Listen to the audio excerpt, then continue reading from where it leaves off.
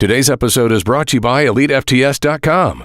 Founded in 1998 with the primary aim to live, learn, and pass on. Please help Elite FTS support this mission by smashing the like button, leaving a comment, sharing with a friend, and thinking of us for your training needs. If you can put it in a gym bag or load weights on it, Elite FTS has it. What's going on? I'm Dave Tate. We are broadcasting from the middle of the Elite FTS weight room, where the underground still thrives and you're part of the crew. It's time to sit down, keep it real, and cut the bullshit. Welcome to Table Talk.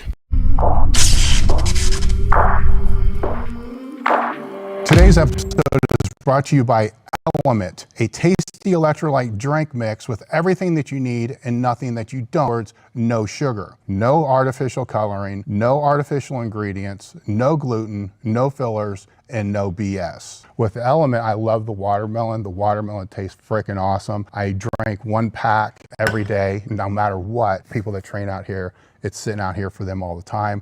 The boxes don't last very long. Right now, LMNT is offering Table Talk listeners a free sample pack with any purchase. That's 8 single-serving packages free with any LMNT order. Get yours at drinkelement.com/Table Talk.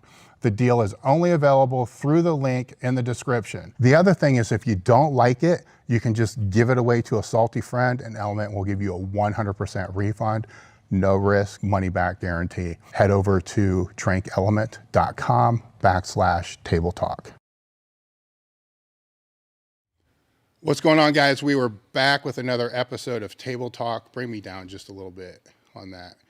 And today's guest is John Haack. So you brought me down too much. A little up right there. I was going back and forth with John a few months ago and trying to see if we can get something scheduled. And it was one of those, he's one of the guests that are, if I'm in the area, we'll do it. Yep. And it just kind of worked out perfect that you're here. So I appreciate you, contacting me and coming out to be able to do this. Real brief for those that don't know, but they should know. The best way that I can sum up John would be in the powerlifting sphere. He currently is one of the best competing and probably best in the past decade. Well, no, because it's competing for about that. Last 5 years, for sure. So we're talking, a total of 2254 at 198, 2270 at 220, right? Both of those all-time world records. Starting to get to a point to where when you compete, your total in your weight class is higher than the total in weight classes above you. Not all the time, but definitely it's happened a few times, which is impressive as all hell.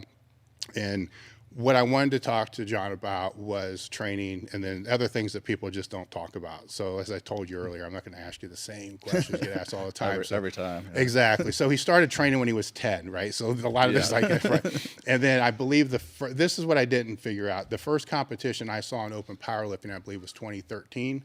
Yes. Did you do any competing before that? No, not in powerlifting. That was my first meet. Yeah. And then when you played football and wrestled kind of, but mostly football, right? Yeah, I probably could have been better if I focused on on wrestling because I was a very small kid. I played outside linebacker and I was like 5'6" my senior year and like 140 pounds. But so that body type would have been a lot better for wrestling. Yeah. But, football is the passion. But ultimately my favorite was actually lifting in the gym. Yeah. Doing the summer weightlifting program. When did the competing actually come in, or how did that come into play? So I was always very much interested in strength, even like you said, I started lifting when I was 10. It was always focused on, I wanted to have the biggest bench out of all my friends, biggest squat and all that stuff. Got into college. You know how when you're in college, you kind of just gravitate towards the guys that are like big in the gym. Became friends with this one kid, Jordy. He did powerlifting in high school, so he got a training program from his coach, and we started that was my first time doing deadlifts, really. Started training for strength in that sense. Transferred to Wisconsin. I was going to Minnesota at the time. And then, again, met up with a kid who did. Isn't that like if somebody from Columbus went to to Michigan? Yeah. it would have been something if, like, someone that grew up in Columbus decided to go to Michigan, and I was like, oh, man, these kids suck. These kids are all too rich here in Michigan. Yeah. So, yeah, I went back to Wisconsin. Basically the same thing. Met up with a kid in the gym. We just kind of clicked and started training together. He did powerlifting in high school, and he found a meet in the area, and he convinced me. He's like, hey, you'll do really well in this. Like, you should compete. And ended up, taking first at Badger Open, I think. When you say in the gym, are you talking the university gym? Yeah. Okay, so it's there wasn't not really, like... there wasn't. So I train at Madtown Fitness now. Yeah. It's all Elite FTS equipment now. Yeah. But it was not a thing when I first got there. There wasn't really any other hardcore gym in Madison area. Did you even know that something like that existed? I knew about it. I remember my senior year of high school, or maybe it was like junior year. One of my friend's older brothers came back, and he knew a guy that powerlifted, and he was trying to convince me to do powerlifting. I was very much like, no, like, those guys are way stronger than me. And looking back, I'm like, I kind of wish I had taken his advice and gone in a little bit earlier. But ultimately, I'm happy with where my trajectory has taken me. So you're so that first meet, because you said your buddy had a coach, right? So this is intriguing to me, right? Because I come up through a time when nobody had coaches. You just went to the gym and you trained with other people that powerlifted. So you were introduced, to powerlifting through, was it like an online coach that he had? It was like his high school had a program, like a powerlifting team. So he literally just got the program that his coach gave, like, that team that year. All right, so just basic. It was just a template. Yeah. And then we filled in our numbers. And then going into the meet, I think I was doing 5-through-1 at the time. Yeah. Kind of like a variation of 5-through-1. Because like when I first started, it was a lot of like templates were the big thing. Or ebooks. Yeah. So it was like 5-through-1. I would run that for once, and then like I bumped it up to doing. It's actually kind of like a lot of the changes that I made to the program are what like Jim has done to it since then. I feel like going a little bit heavier with the like Joker sets, I think it was. Yeah. And then the BBB, a lot more volume with that, and like more frequency as well. How did you know at that time you needed to do that, though? Because you're just new into it. You see what I'm saying? I don't know. Yeah, I don't know. It was just kind of experimenting with these things, and I would make little tweaks every time I'd run a new cycle, and just kind of figure out. I was really bad about like writing stuff down. I just kind of knew like what kind of things worked for me, and then I would build like a better program at the end of like a few cycles. That's rare though, right? Because usually when people are starting, there's like, I'm doing this program, I'm sticking to the program no matter what. Yeah. I'm not going to make a change one way or another.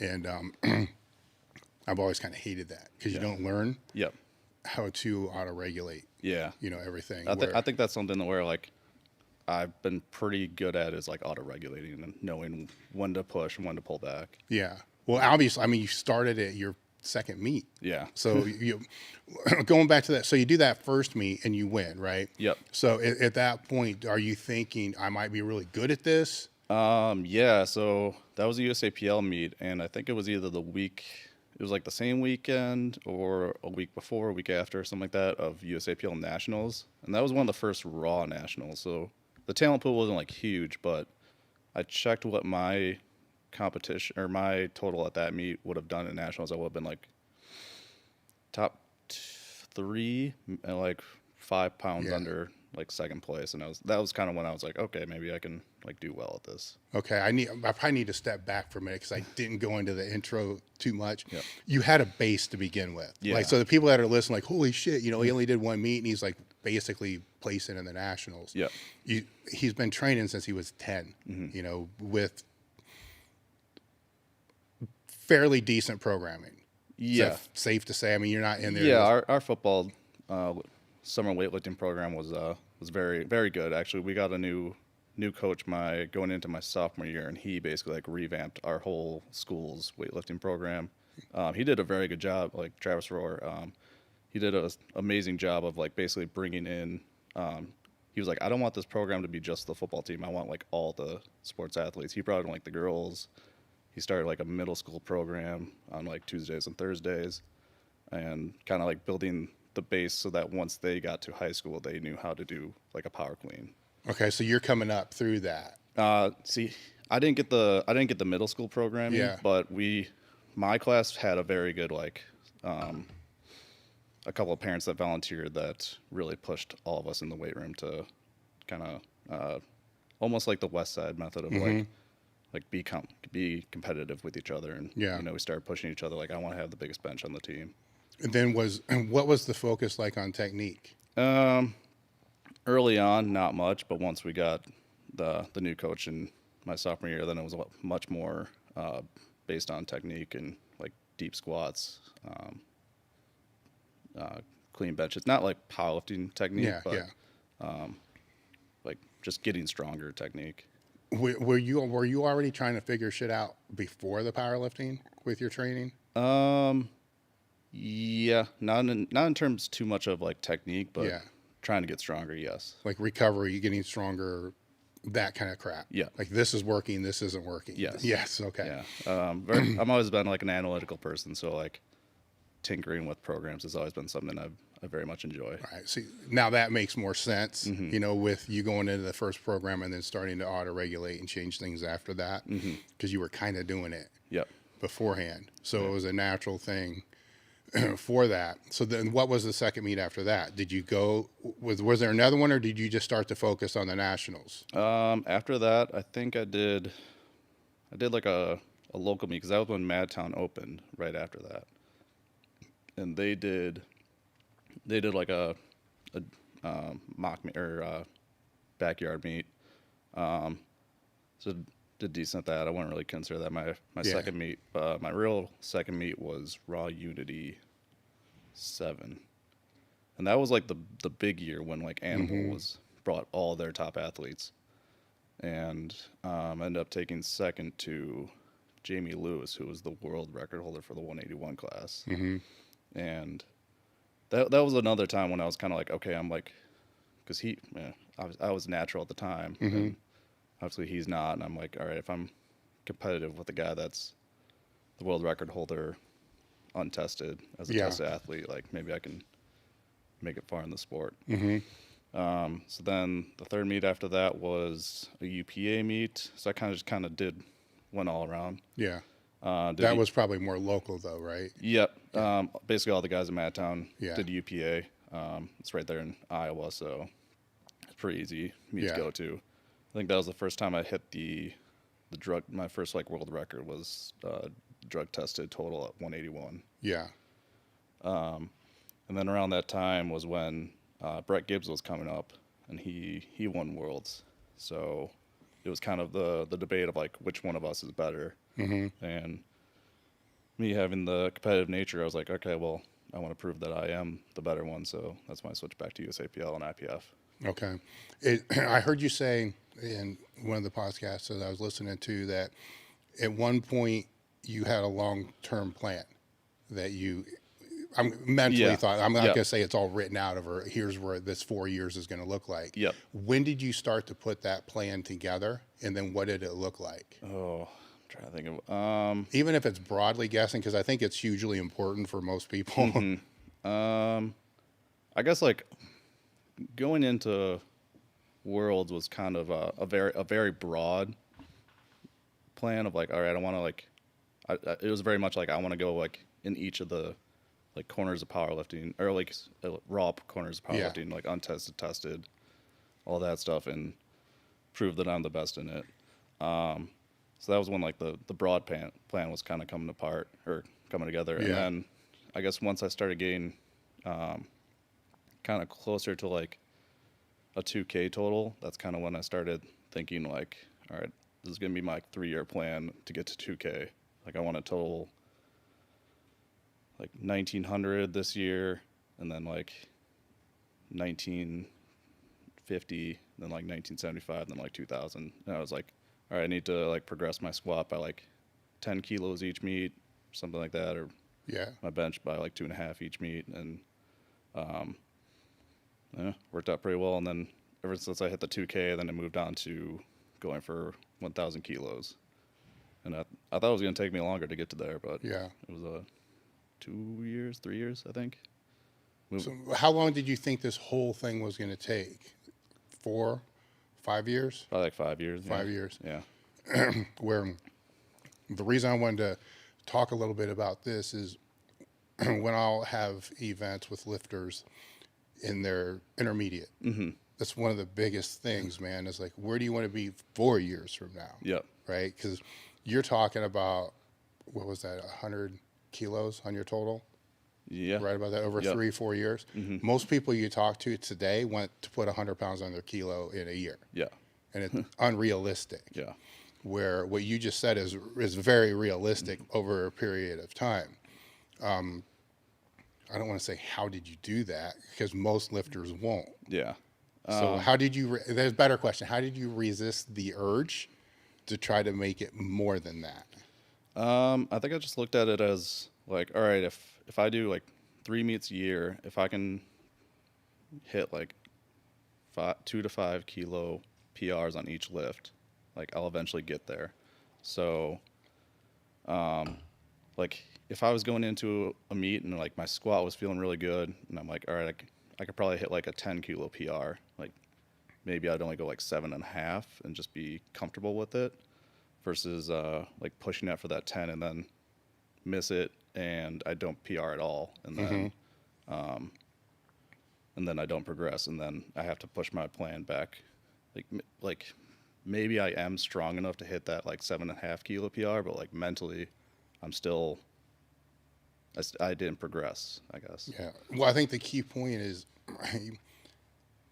you'd have to push the whole plan back. Yes. Yeah, exactly. That hurts more than not getting that extra 2.5 kilos, Yep. right? Because that's like a whole other meet now. Yep. Which is, fuck, it could be 6 months. Yeah, exactly. You know, it could be a long time. Now, you're kind of in a fucked position now, though, right? Because you hit all those things. Yeah. So how do... I would say, like, actually last year after the showdown, I was very much like in a spot where I'm like, oh, fuck, like what now? Like I don't have a big goal. Like mentally, it was kind of hard for me to, like, I was going through the motions at the gym. Like I would go to the gym because I still love lifting and everything, but it was hard for me to like really push myself. Like I did hybrid earlier this year, so that was the first meet after 1K, and I was kind of just like, I was just like, I'm just going there to collect a check, like win. I don't really care what I total as long as I win. And then started kind of, because I was kind of just like, I don't know what the next like big number I want to hit is. Like it took a while to get to like 2204, or like I thought getting to 2204 was going to be like pretty hard, and I was like, man, going to 2300, like that's a big jump. But I kind of thought about it. I was like, all right, I think if I could hit like that at 198, then I'll be very satisfied at 198. And then now my big goal is, so Ed Coan's 220 record is, I think, 2405, if I'm not mistaken. So I want to hit that at 220 as a raw lifter. So I think between like 24-hour weigh-ins and a deadlift bar, it's pretty comparable. So. How's that play into the 198 though? Because you still have a goal there, right? Yeah, so I want to hit the 2300 at 198 and then commit to moving up to 220. Okay. Yeah. So it's, I don't want to ask your time frame because then that's putting too much shit out there, right? Yeah. So let's just say the total time frame for all of it, right? That way nobody knows, right? Maybe even going 275. I think I'll go 275. 4 years. I don't know, because like moving up a weight class really helped my total. Yeah. So, like I think like, yeah, like 4 years is like a long-term plan, but like I think I could do it sooner. At this point, I'm pretty consistent with what I know I can hit in a meet. So if I know something's there, I'll take it. Yeah. Like I'm 14 weeks out now from a meet, and if I have like a really good training cycle, I think I could go like 782, 600, then pull. I'd probably throw on what I need to try and hit 2300 if I feel like there's like a 25% chance I would hit it. Because missing a squat and missing a deadlift at the end of a meet, I feel like are very different. Because What do you mean? at least for me, or like, yeah, for me, like missing a squat at the beginning of a meet, kind of just, it's a lot more like harder to come back from, I think. Yeah. Yeah. Whereas like a deadlift at the end, it's kind of like, I gave it a shot. Yeah. Sometimes I think too, when you miss a squat, you tend to like tweak something in the process. Yeah, for sure. Yeah, and like a deadlift, it's just like, oh, like It's over. yeah, like with something like that, I'm either gonna like barely get it to my knees or like get it to my knees and then I'll lock it out. So it's if I miss it, it's not gonna be very taxing on my body. By the looks of it, your mentality of working that first 4-year plan, or we'll just call it a quadrennial, right? Yeah. Because it's programming language is quadrennial. Your mentality hasn't changed as far as how you approach each meet and the numbers for the meet. Yeah. You know, the only thing that's changed is you had to come up with this different Yeah, it's I guess end goal, I guess. the whole philosophy is just steady, consistent progress. Well, and that and being realistic. Yes, yeah, for sure. Right. That's a huge one that I think you do extremely well. You know, that most others do extremely terribly. Yeah. Terribly well. They're fucking awful. Yeah. Right. Where even, you know, the last video you posted was 10 weeks out, but you said it's not really 10 weeks out because you're going to do it different. Yeah. Right. Different meet where you know exactly where you are. Right. You know exactly where you should be. Yeah. This is another thing that I think people miss, that I'm going to try to have you explain how you know this, right? So you know at 6 weeks out you should be X strong. Yeah. So let me step back. You know what numbers you want to try to hit. Yeah. But then you also know what numbers you could realistically hit, and then what numbers would be the worst to possibly hit. Yes. Right. Sure. So they're all there, right? Yeah. And then you know at 4 weeks out you should be X, 6 weeks, 8 weeks, 10 weeks, probably all the way to how far out? Like 16 maybe? I usually like start kind of prepping like 12 to 14. Okay. Yeah. Because in the last video you made, it was basically saying, look, the squat's a little off. It's an injury thing. Yeah. But that may come. We'll see how things work. Yeah. The 660, like it moved a lot better than I thought it was. So that was kind of like mentally like, okay, like as long as there's no setbacks, I feel like I can get at least back up to like maybe not like hitting that 782 that I think I need for 2300, but maybe a small PR. But you know what I'm saying? You know, and the bench, it's, you know, in a weird spot, but it's there. Yeah. Bench is always kind of one of those ones that like, when I add in like one last compound at the end, that kind of bumps up to where it needs to be. So it's kind of a little bit harder to judge. Especially this cycle, I'm using a little bit actually less than I normally do. So we'll see if it comes on once I switch to like that compound. Oh, I got it. So then the deadlift is ahead. Yes. Okay. Yeah. So moving forward, does that kind of mean that you pull back on the deadlift training just a tad? Or does your mind go, well, hell, if I did that, I should probably be able to do 950? No, I'll probably just take what I need. Yeah. Yeah. I don't think I'll push it like too far. Like maybe like if let's say like I'm going into it and I'm like, okay, I want to hit like 903. If I'm like deadlifting, I'm like, okay, maybe like training's kind of like showing me that maybe like 920 or whatever the number is would be there. Maybe I'd go like 910, 915. Something where maybe it's a little bit above the plan, but something I'm very confident I'll hit still. So it's the question is, how do you know you're where you're supposed to be? Just plenty of years, and I always like kind of look back like when I'm starting to hit my, like I hit a lot of singles in my training going into a meet, and they're always kind of at the gauge of like where I'm at.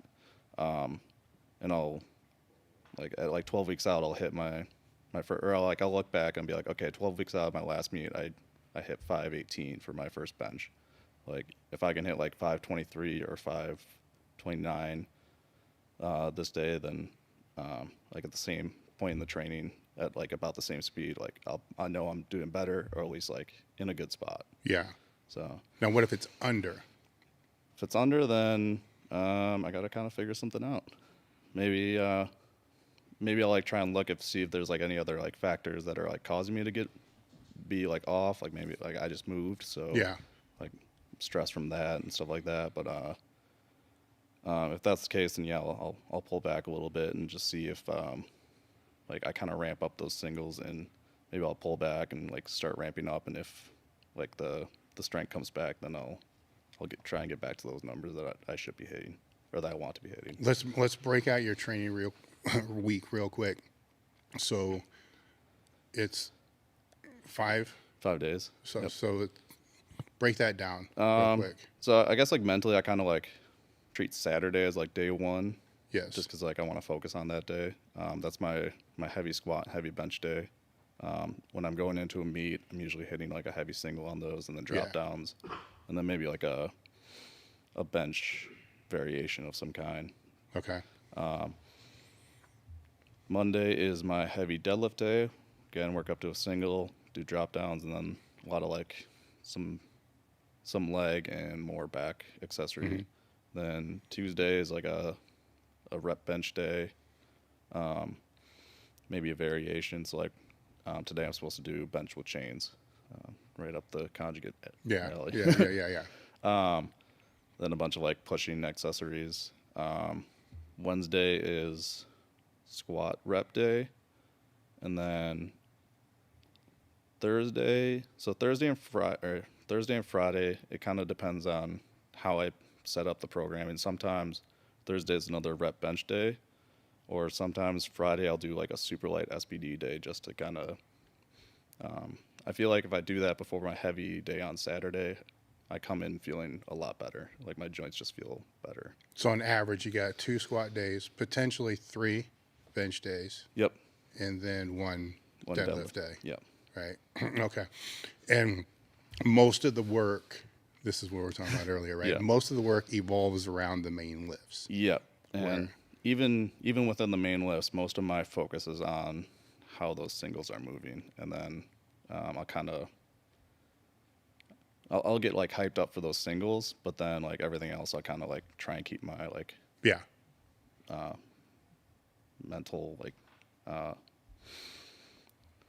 energy kind of at like a lower level, or like a stable level. Yeah. So when how it's moving is that I'm sure now it's how it feels, right? Yeah. So what would you consider that being an RPE, or if you were to even guess what you think that bar speed is? It's kind of tough because like I joke with my friends. I'm like, I live in RPE like 9.5. Yeah. Like all my singles that I do going into a meet are like almost like every week it's like 9.5, but like the weight goes up each week. But I just know that the way like I'm learning how to do singles again. So like between that, like just practicing the movements, and then also like I eat into a meet. So I usually start my prep around like 207, 205, and I'll end up around like 215, 217, then do a water cut down to 198. So I know like putting on weight and then also supplements. Yes. I know I'm going to get stronger each week. So it's always like a 9.5 or so. Yeah. As long as it's like not a full out max effort, and I'm like, okay, I can put another like 10 pounds on next week. And if I'm the same strength, it'll be like an RP 10. But as long as I get stronger, it'll be a 9.5 again. So that 9.5 that you're talking about, that's the weight that you're actually getting somewhat mentally fired up to do. Yeah. Not because the other ones it can still be 9.5, but you're not as fired up. Yeah. I'll maybe get like, if it's like a scale, I'll maybe like if like a warm up, or if I'm just kind of going through the motions at like 30% like mental fatigue, and then like mental elevation, maybe I'll get to like 60% or something like that for like a top set. But like for that 9.5, I'll go to like 80, 90%. So let's say it's a squat, right? So that's obviously Saturday. It's going to be at that level. What's the other day? The other day is, I'll usually pick like a rep range. I'll do like, usually start the prep around like sets of 6. I like to do like pause squats on that day, or just straight bar squats. Kind of depends on how I feel going into the cycle, which one I pick. And I just try and do the same thing, like just start kind of at a weight I know that like 6 is going to be a little bit more comfortable, maybe not like a 9.5, but like an 8, and then just try and like keep going up until I hit a point where it is like an RPE 10. I'm like, I don't think I can go up next week. Then I'll drop the. Where is the mental energy the same on that day as the Saturday? No. Okay. Yeah, most of the energy's on that Saturday. Okay. Yeah. That's huge, Yeah. right? Because that makes a huge difference Yeah. on how much weight's going to be in there and how you're going to be able to recover. Mm-hmm. Which day then does the mental energy go up for the bench? The single day, after squats. After squat, so squatting, that's your day. Yeah, right? that's my day. That's the day. Like I'm like Friday night. I don't like going out. No, that's I like, yeah. I'm like I like to stay in, like get a good night's sleep, eat good that night, and Yeah, come in feeling fresh. that's the day that never gets interrupted. Yeah. Like the other days, you might, if you have to move to a certain time, Yes. or not even do. Those are Yeah, and that's another, kind of acceptable, right? That's kind of going back to like my auto regulation. It was like if like my hips are feeling sore, maybe I won't even go for that top step on the squat, or maybe I won't even go and do that workout. 'Cause, Yeah. like I know like my body needs a break, but I'm still gonna come in on that Saturday. Yeah. Or like same thing with the upper body. Maybe I'll skip that Thursday bench day. Now, does the Monday deadlift day operate the same as the Saturday? Yeah, that's another one where I'm like, No matter what, I'm locked in. Like Mondays are deadlift day. that doesn't take a hit from Saturday. No, I recover pretty good for that. Like, I don't know, my recovery from singles is really good, but like Yeah. mentally, like a set of 8, if I go like really hard on a set of 8, that kills me. Oh, just recovery. Yeah. Yeah. That's where I was going to go with all this. Is after laying this out, is say if you are that 10 or 12 weeks out, at this point, not what you were doing before, but Yeah. at this point, what's the highest reps you'll start at? On like a rep day. No, on the heavy day. Oh, on the heavy day. I mean, like 12 weeks out, I'll just do singles. That's what I thought. Yeah. Yeah. Yeah, like I don't know, triples and doubles. Like, I like training them on like a rep day, but for like the heavy day, it's the Yeah. like I might push those in the off season a little bit more, where like I guess in the off season is a little bit different, where like my mental energy is like spread out between like 3 bench days. So maybe I'll do like 8s one day, 6s and 4s, and like yeah, my mental energy is like kind of spread evenly between those. So like I'm coming in and I'm like putting like 50% of my like energy toward, or like getting to like a 50% level of like energy at like the 8s, the 4s, and or the 6s and the 4s, and then like so I'll maybe do that for like 4 or 5 weeks.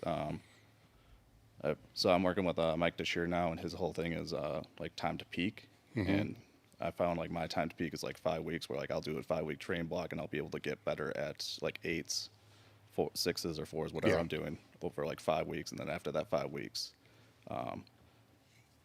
it's a diminishing return. I probably won't. I will either like not get better at that point, or I'll hit that like RPE 10. How's that work with the singles then? Say on the Saturday, because if they're all singles, that's 10 weeks. Yeah. So some with that, I'll actually kind of do like a 2 waves. I'll kind of like go up, and it also times up well with my supplement cycle, where like because actually like at that like 6-week out mark, I switch from, I don't know if I can like go. No, you can say whatever you want. Okay. I usually switch from like Anavar to Anadrol, and like Anadrol is usually what kind of like increases my strength quite a bit. Yeah. So How much does your weight go up when you switch? a little bit, like 3 or 4 pounds. Okay. Yeah. So it's the water that's Yeah. helping a lot. It- Okay. it's a Yeah. lot, Yeah. So that's actually something I'm trying different this prep. Instead of doing like starting with, so I would just do like a test base and then like Anavar for 6 weeks and then switch to Anadrol. This time I'm going to try like test with Masteron for 6 weeks and then switch to just Anavar leading into the meet and see if like a little bit drier makes the weight cut a little bit easier, and I can like have a little bit more muscle rather than It might.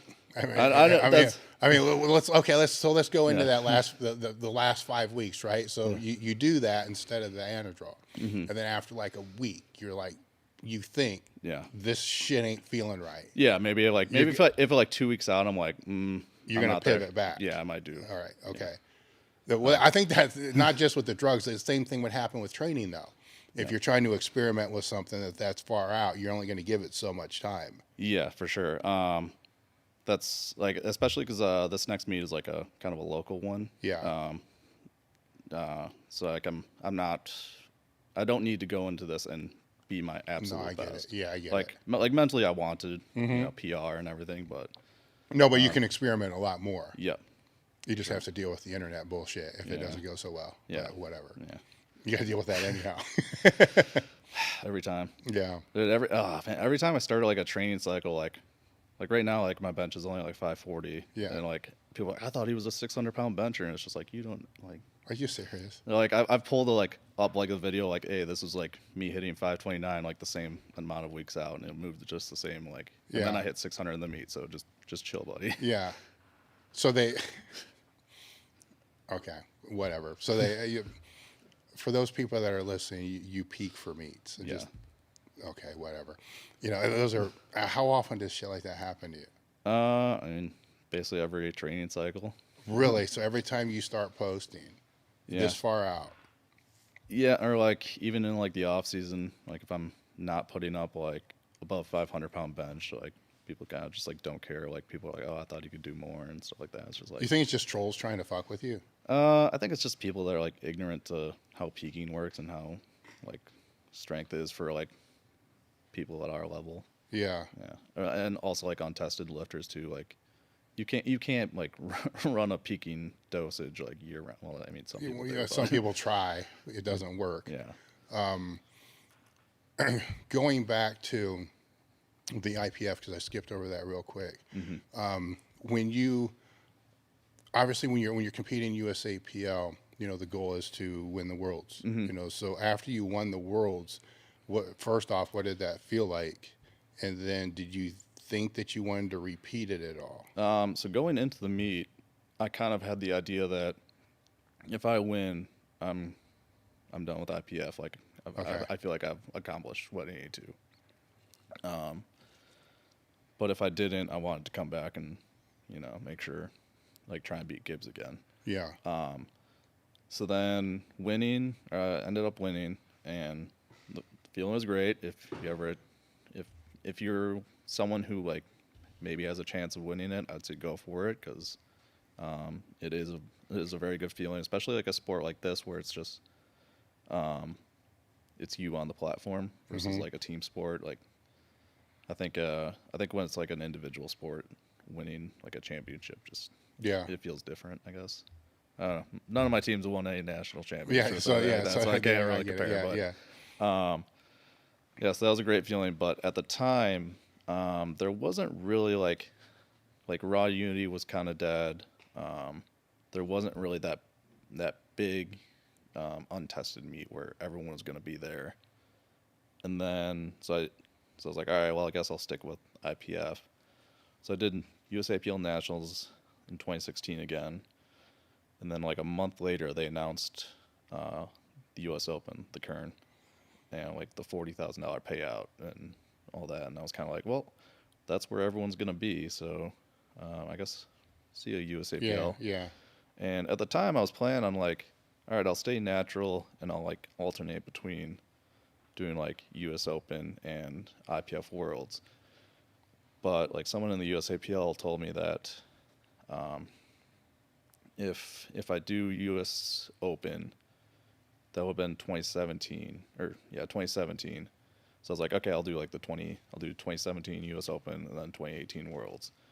And they're like, no, if you do 2017 Open, your suspension will still be in effect when they select the team for 2018 Worlds, and we won't select a suspended athlete, so you can't do those 2 years. So at that point, I was kind of like, all right, like screw the USAPL, like you can't tell me where I can and can't lift. And I stayed natural for the 2017 US Open, but after towards the end of that was kind of when I was realizing like, all right, if I want to like beat like Ben Pollock, I'd have to do something. Yeah. So I started with SARMs. Yeah. So I was a little SARM goblin. Oh God, how'd that go? I mean, I didn't hate them, but Yeah. Why not just fucking use the stuff? I don't know. Well, so that was like kind of when SARMs are kind of the thing of like, oh, it's not like real steroids, and like in my mind, I'm like, oh, I'm not. But you already decided you were going to do that. I know, but I was like edging myself into it. I Yeah. guess. Like looking back, would I have done it different? I don't know, because I mean, I think it kind of gave me like, it kind of helped me stay to my plan of like constant progression, where like I always had, like I still have like that trump card of like, oh, if I like ran just like a crazy cycle or something like that, like maybe I could put up like a crazy total. Yeah. So I always kind of like to have like just something in my pocket that I can add on to my training to keep me progressing. The reason I wanted to walk this back to the worlds was you've trained and made progress both clean and using. What is the biggest, because it's still kind of somewhat fresh in your mind. Yep. What are the biggest differences that you noticed between not just going on, right? Yeah. So obviously, well, yeah, we'll talk about that. Yeah. That'll be fun, right? So you go on your Yeah. first cycle. What's that like? I mean, my first cycle was literally just I started at 12 weeks out. Well, this is not SARMs. Like, Yeah. Okay, First okay. real cycle was literally just 100 tests for 4 weeks, 150 tests, and then 200 milligrams of tests. That was my first cycle. That was when I hit 2K at 181. When you notice first, did you notice recovery? The biggest thing was like when you're natural, you have like, you know, in those training days where like you go in and you're like, oh, I'm feeling on, like I can hit basically what I put on the bar, and like it just seems like the number of those training days increased, and like almost like every day was a day where I was like, I feel good today. Like mentally, I was happy and like I was loving training. Whereas like sometimes when you're natural, you're run down, your body's feeling a little bit more beat up, and you're just like, I don't want to lift today. Well, it still happens to you now, though, right? Yeah, So for it's sure. But less often, I guess. yeah. Well, not only that, but the first time you're like jacked up to be doing it the first time. Yeah. I always joke that, the people who are just started taking stuff for first couple of years, they never miss it. They never miss a dose. They never miss. Fuck, they'll hit it at the same time every week, like Wednesday at 3. Do it for a while. Then you're like, fuck, it's been 3 days or 2 days. You're probably better at it. No, there was a couple days where I was like I was trying to like start my cycle, and then went to Germany. I'm like, I don't want to travel internationally with that stuff. Yeah. I was like, all right, I'll just like an extra couple days like without it, it'll be fine. So did it put you behind a week or 2? Like a week. That's not too bad. Yeah. Now, is that being there? There's like off, then there's like off, right? So is that coming from like completely off or just like So off? Usually I do come completely off. Yeah. And I think that's something like people need to understand, is that like your strength is gonna like decrease and you're gonna feel like shit. If you're like thinking about getting on anything, just know like you will have highs, but you also have to like be able to deal with the lows. Yeah. So normally I do come completely off. This last prep I tried out just staying on like 100 milligrams test a week, and felt pretty good. But we'll see. Usually like, Was it easier mentally after? Because usually there's going to be a mental drop if you go off. Yeah, usually like I did get a little bit of a mental drop. It did seem like it was, so normally when I come completely off, like I almost like know the day it's going to happen. It's like 24 days after like my last dose is like when like I wake up that day and I'm like, oh yeah, I'm totally natural So now. now you're willing it. For Yeah, yourself. and it's like 2 or 3 days where I'm like I'm depressed. Like I don't know. It's kind of like a different depression where it's like I know why I'm sad, and like You're just I'm just like I just need to get through these next 2 days, and I'm 2 or 3 days and I'm good. And then like it starts kind of come back up again. But with this last one, it was it kind of seemed like it like stretched out. It was like week 5 or 6 when I was like I felt like that drop in energy, and like I didn't really get like depressed or anything this time, but I mean, being depressed for like 2 or 3 days doesn't bother me. So, Did you try to stay on a low dose this off season because you're trying to still get around this leg thing? no, the biggest reason was I just talked to do you know Broderick Chavez at all? He does coaching for and I had a consultation with him and he suggested it. So and he also suggested the Masteron and Anavar cycle. So it was kind of funny when I went into the consultation. I thought it was going to be very much like just throw everything at like I thought it was going to be like, oh, you're taking nothing, like you need to take like this, and he was very much like, oh, you're doing it pretty correctly, where you're kind of ramping it up over the 12 weeks, and he's like, that's a lot of like orals for 12 weeks. Let's try like Masteron and Anavar, and we'll see how it goes. Did you think you were lying to him? Because your dose isn't that high compared to a lot of other people. He didn't mention it at all. I mean, like it's probably one of those things that's like, why would I lie to a guy that I'm like? Well, it's a fucked up thing, right? Yeah. Because it's like the whole Liver King thing cracks me up, right? Because I think finally today was the first day I could open YouTube and not see a reaction to a reaction to a reaction to a reaction to a reaction. But everybody will admit to like the HRT dose. I just take 0.6. Yeah. Like who fucking takes nobody does that. Yeah. You pull a CC. So everybody will admit, to what's legally acceptable. But everybody down. It's fucked up. Like if you're going to say you do it, then you may as well say what you actually do. I know. Because then if you come out and say what you do, like, well, I just take this, 400 milligrams or 50 milligrams Anavar. Oh, he's fucking lying. He's taking 3 grams of Trent. I stumbled on a YouTube video of this guy, like, just, because I said it on like a Instagram story, like, oh, how much like test do you do? And I was like, oh, I'll start like my prep like 200 milligrams and I'll go like 250 and then 300 for the last 4 weeks. And he went on this big rant about it, like, there's no way he could be like this. First of all, he called me a bodybuilder, so I was just like, all right. Okay, that's good. You immediately like just discredit yourself there. He's done a lot of research. Yeah, like clearly you don't know like what you're talking about. And he just went off on like, there's no way he can be like putting up these numbers with that low of a dose. And I was like, well, first of all, I didn't go into like what my orals were. Yeah, like that was someone literally just asked like, how much test do I take? And I was like, all right, like this is what I take. And then like, there's always like that part, like, when I was like, when it's natural, when people were like, oh, he's definitely not natural. There was like that part of me like, well, I'll go on a cycle and like, I'll get better. Yeah. And like, I've been pretty upfront about like what I take and like when I started taking it, and I feel like my progress is like kind of mirrored. Oh yeah, it's been reflective of that, and it's just like at this point, like, I don't have a reason to lie. I know some people like to like downplay their doses, but I don't know. Going back to the training between, clean and not. Okay. Did you find that, like 5s and 8s became way more difficult to do when you were on compared to when you were not? No, not really. I feel like I could do heavier weight. Obviously, I was stronger. Well, yeah. But like cardiovascular wise, no. I don't know. It's what I see with a lot of people is they go on, I don't want to say they get more explosive. They feel more explosive. They feel more intent. Okay. Coming out of a squat or a bench. Yeah. Not saying it's faster. It feels like it's faster. Yeah. Which seems to take off the back end. So say if it's a heavy 5. Yeah. Like the first 3, they're pushing with more intent than the last 2. Yeah. Because they gassed out. Okay. If that makes sense. But it's a higher level.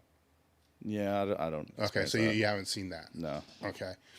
I wonder if that's because you don't do all the other accessory work, which we're going to talk about that here in a minute. So with getting back to the original training of how you were kind of peeking into all this is I think that people get in, maybe they're biased to their cliques or their groups. Like, here's the conjugate people, here's like the basic old linear people, here's whatever it is. Yep. And then they don't take the time to look, at how other people train. Yeah. Right. So your higher frequency, it's not like a new thing. I used to do this shit when I was in fucking high school before I came to Westside. Yeah. So it's kind of the heavy, light, medium. It's just you evolve with it. Yeah. Like I've definitely like I get whenever I do like the Q&As on Instagram or stuff like that, I get like every single time someone's like, "What's your thoughts on like West Side?" Yeah. or conjugate method, and it's like, well, like my training isn't strictly conjugate, but I do take elements of it, like Yeah. like I do chains and bands on bench, like I like them, but and like I'll do like max effort day basically, which is the 9.5, like a rep day, and that SPD day where it's like 50% is basically a speed day. But I think of it different as like speed. I think of it more as like technique and just like a recovery, active And you recovery. see what's happening though, that like the conjugate people be like, see, John does Yes, conjugate. It's like, every single time. no, he doesn't. Yeah. You know, and at the same time, the higher frequency, like Chico, like, see, he does that. It's like, he doesn't do Yeah. that. He does him. You know, it's like your own version of all that Yeah. stuff. So I've tried Shaco. I've tried Key Method, all those. I even gave conjugate a good try, and like conjugate itself did not. But that was like one of the few things that like I don't want to say like it didn't work for me, but I didn't enjoy not doing like squat, bench, deadlift. I really like it's hard for me to get excited for going heavy on a good morning. Yeah.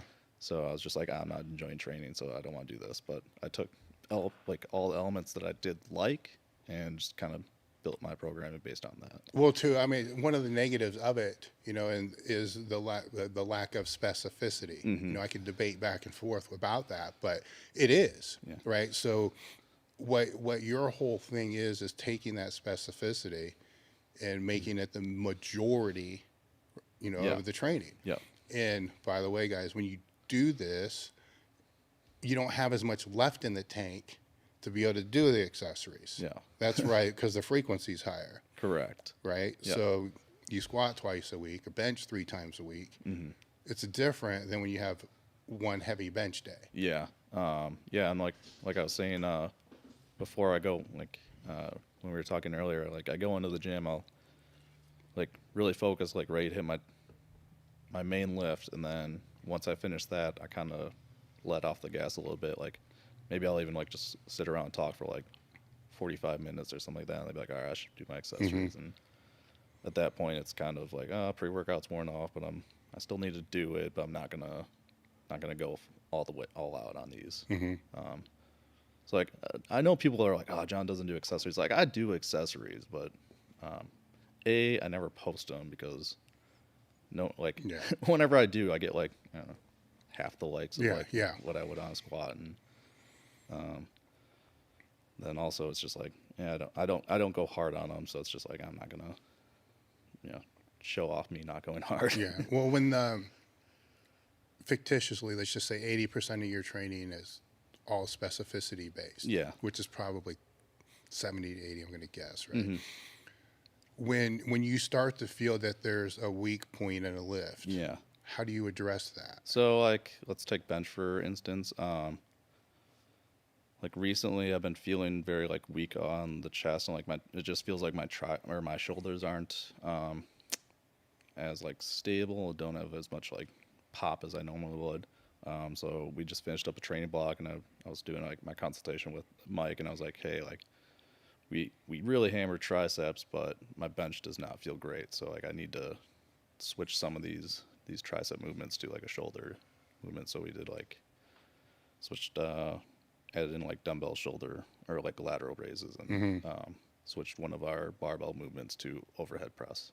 All right. So just like back end accessories. Yeah. And like before I was working with Mike, I basically just like went into a training cycle, and I kind of like winged it on. I'm like, all right, like my triceps like aren't feeling like they have as much pop, so I'm gonna do some more like add more tricep accessories.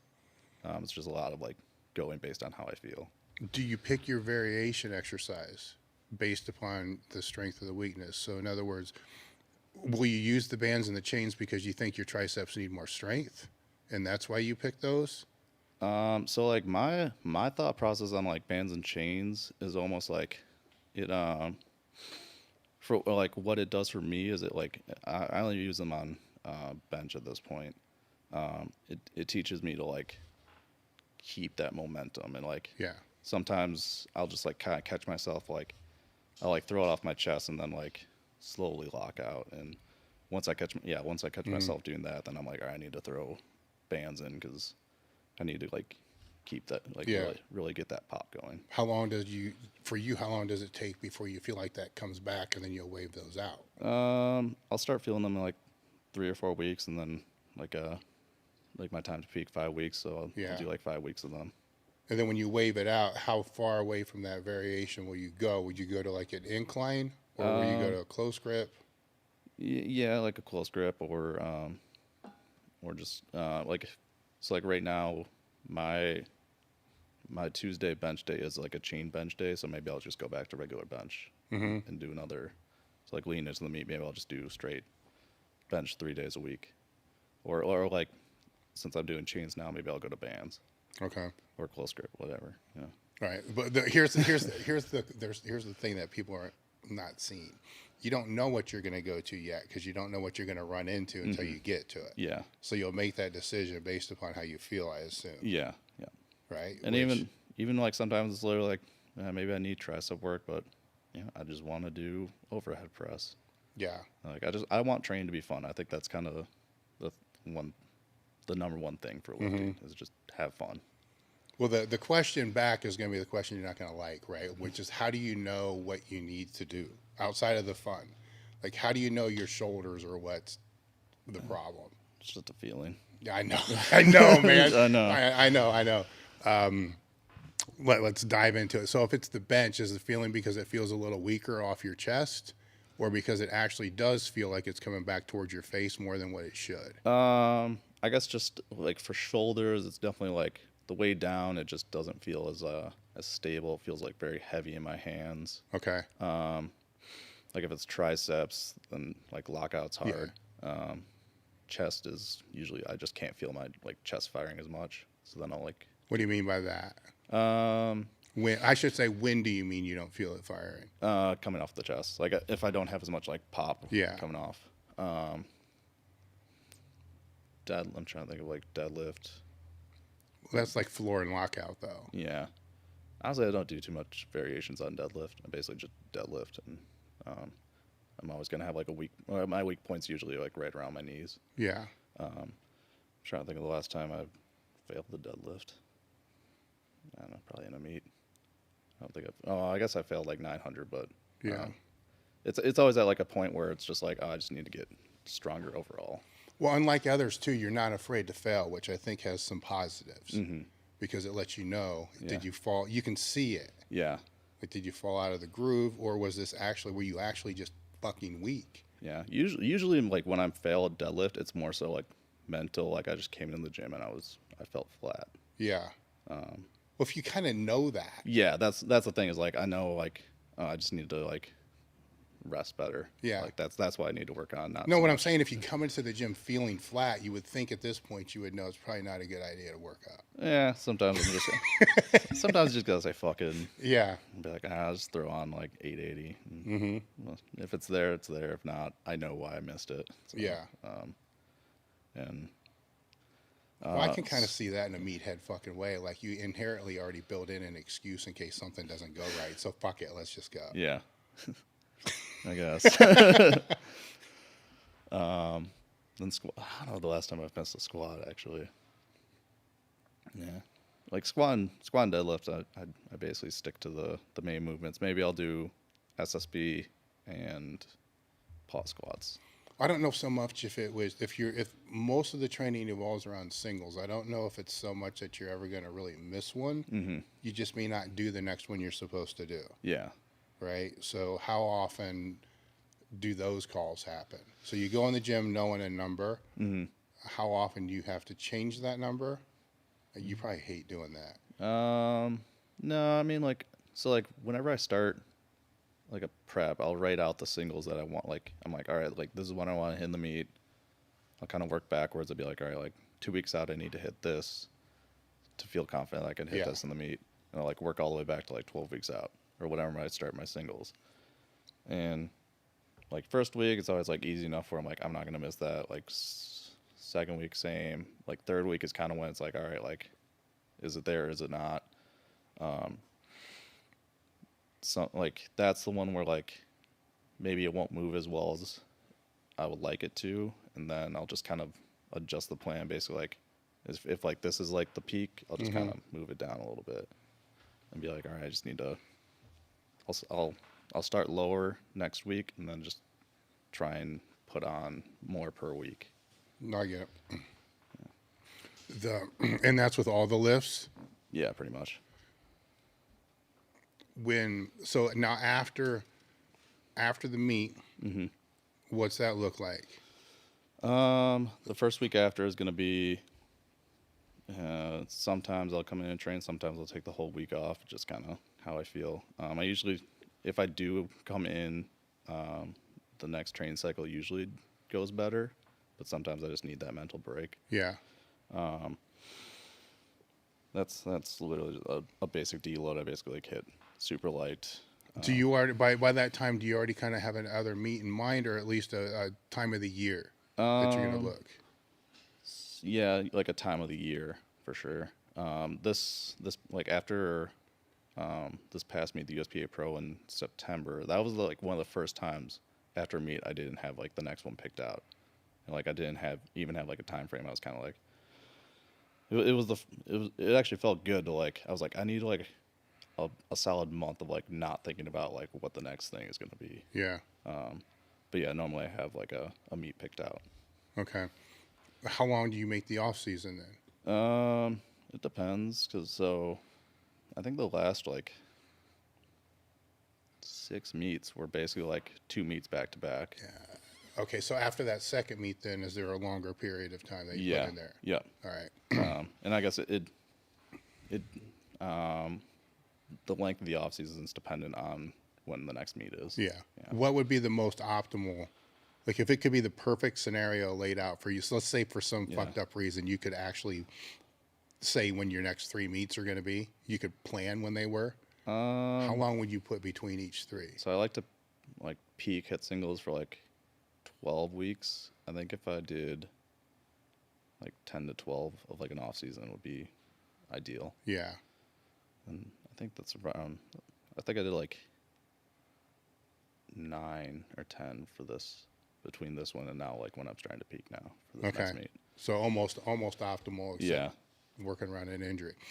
So when you haven't been injured that much. So when let's define injury, right? So there's injury like bad things, and there's injuries like the everyday, not every day, but every training cycle. Yeah, where like I'll just have to like wear and tear crap. Yeah, like oh maybe I won't like push deadlifts hard this week. Maybe I'll only like that's happened sometimes where like I'll have the planned singles and like I'll just kind of tweak my back a little bit where I'm like, all right, I'm not gonna be able to hit like 860 or whatever, 850. Yeah. Maybe I'll only go up to like I'll go up to a point where I feel it's not going to get worse, and then reevaluate the next week. And if I'm back to where I'm feeling good, maybe I'll push it again. But so you train around, not through. Would that be safe to say? Yeah. Okay. And then with the quad, it's been an injury for. It's been like kind of recurring, yeah. It almost like basically started when I kind of half blame knee wraps for it. Really? Yeah, because I already have like really tight quads, and then when I tried out knee wraps, it just like tightened them even more. And then I went down on a squat one time and felt the first time it popped, and then ever since then it's just kind of like re-injured a little bit every once in a while. Yeah. What has worked for you with it, therapy wise? Deep tissue work is the biggest one that's worked well for me, and then just pulling back enough, which is sometimes the hardest thing. I was going to say, how do you define that, right? Because it's if it's crackling, as you're warming up. So say you got to squat 780 that day, whatever the fuck is 700, whatever's that day. Yeah. 680. And it starts crackling at like 400, but it doesn't crackle that much. For me, it's either gonna like not, it's gonna be fine, or it's gonna happen on my top set. Like it never happens on my warm ups. Yeah. At least for like that injury wise, it's always the top set that it happens on. It's not the warm ups. So then you just jump in blind, right? Because you don't feel it as you're warming up. Sometimes like So that was the thing. Like this whole like prep is like it felt tight, and like it felt like maybe if I push it a little bit too hard, it might go. So I had to like slow down my reps or my reps, and then on top of that, I did like some box squats because it was always in the hole. Mm-hmm. But yeah, it was kind of always like, all right, I feel like if it's gonna go like around like 496. So I'd always just train it like, Yeah. I would do like red plate jumps. So I'd just do a bunch of reps at 385. All right. With the auto regulation that we talked about earlier, you know, you kind of knew it a little bit coming into the sport, where now it's pretty much everything that you're doing is based upon that. Yeah. Right. And you have clients too. So Yeah. when you're working with clients, what are the first things that you have them try to focus on as far as learning how to auto regulate their training? Like I tell them like, well, a lot of them like they'll message me and be like, oh man, like I don't think I'll be able to like I'm feeling run down. Like, you okay with me like moving this day? And I'm just like, yeah, man, like I'm not gonna get mad at you for like doing what what Yeah. you feel your body needs. And I guess that's kind of the lesson. Just like listen to your body is the biggest thing. When their training starts to slow down, where do you look first? Trying to think here. I don't have that many clients. Okay. So, Well, with yourself, okay, let's back it to yourself. So Yeah. when you're training, it's one. There's bad workouts, right? Yeah. So more than one, Yeah. like two of them stretched together, you're like, fuck, something's not right. yeah, I guess factors outside of the gym is usually the first thing to look at, like like sleep and nutrition. Those are like the first two things. Or stress. I'm like, how's your life outside of the gym? Yeah. If like nothing's changed that way, then it's like, okay, like now we can like take a deep dive and like maybe talk a little bit more about like. So that's where you look first is what stress is going on outside. Yeah. Okay. Yeah. And then sleep. Yeah. And then nutrition. Nutrition. Right? Yeah. I listened to one podcast. You eat like cereal for breakfast and ramen noodles for lunch, right? I eat I eat better than that. Andy sees me snack a lot. I do snack a lot. Yeah. That's my thing. But yeah, I'll like eat like a solid like breakfast meal, and then usually like a solid lunch, and then yeah, like pre-workouts kind of oatmeal and super easily digestible food, and then post-workouts when I'm like, all right, I want cereal. Like I'll just eat what I want. So it's probably not that often that nutrition ends up being a variable as to why your training's not moving. I mean, sometimes it's more so like I just don't eat enough. Yeah. So like the way I like track my nutrition is I mostly track protein, and then I like let carbs and fat kind of take care of themselves, like based on how hungry I am. And sometimes when work gets stressful, I just don't eat as much, and that's usually like, I guess those two are kind of intertwined for me. Now I'm going to assume you're not tracking your macros per se. So are you just getting on a scale each day to kind of know where you're at? Yeah, and then I can like eyeball what my macros look like. Yeah. I'll track my protein though. I usually get around like I shoot for 45 grams per meal, and I get four meals a day. Does that change when you go on for meat? No.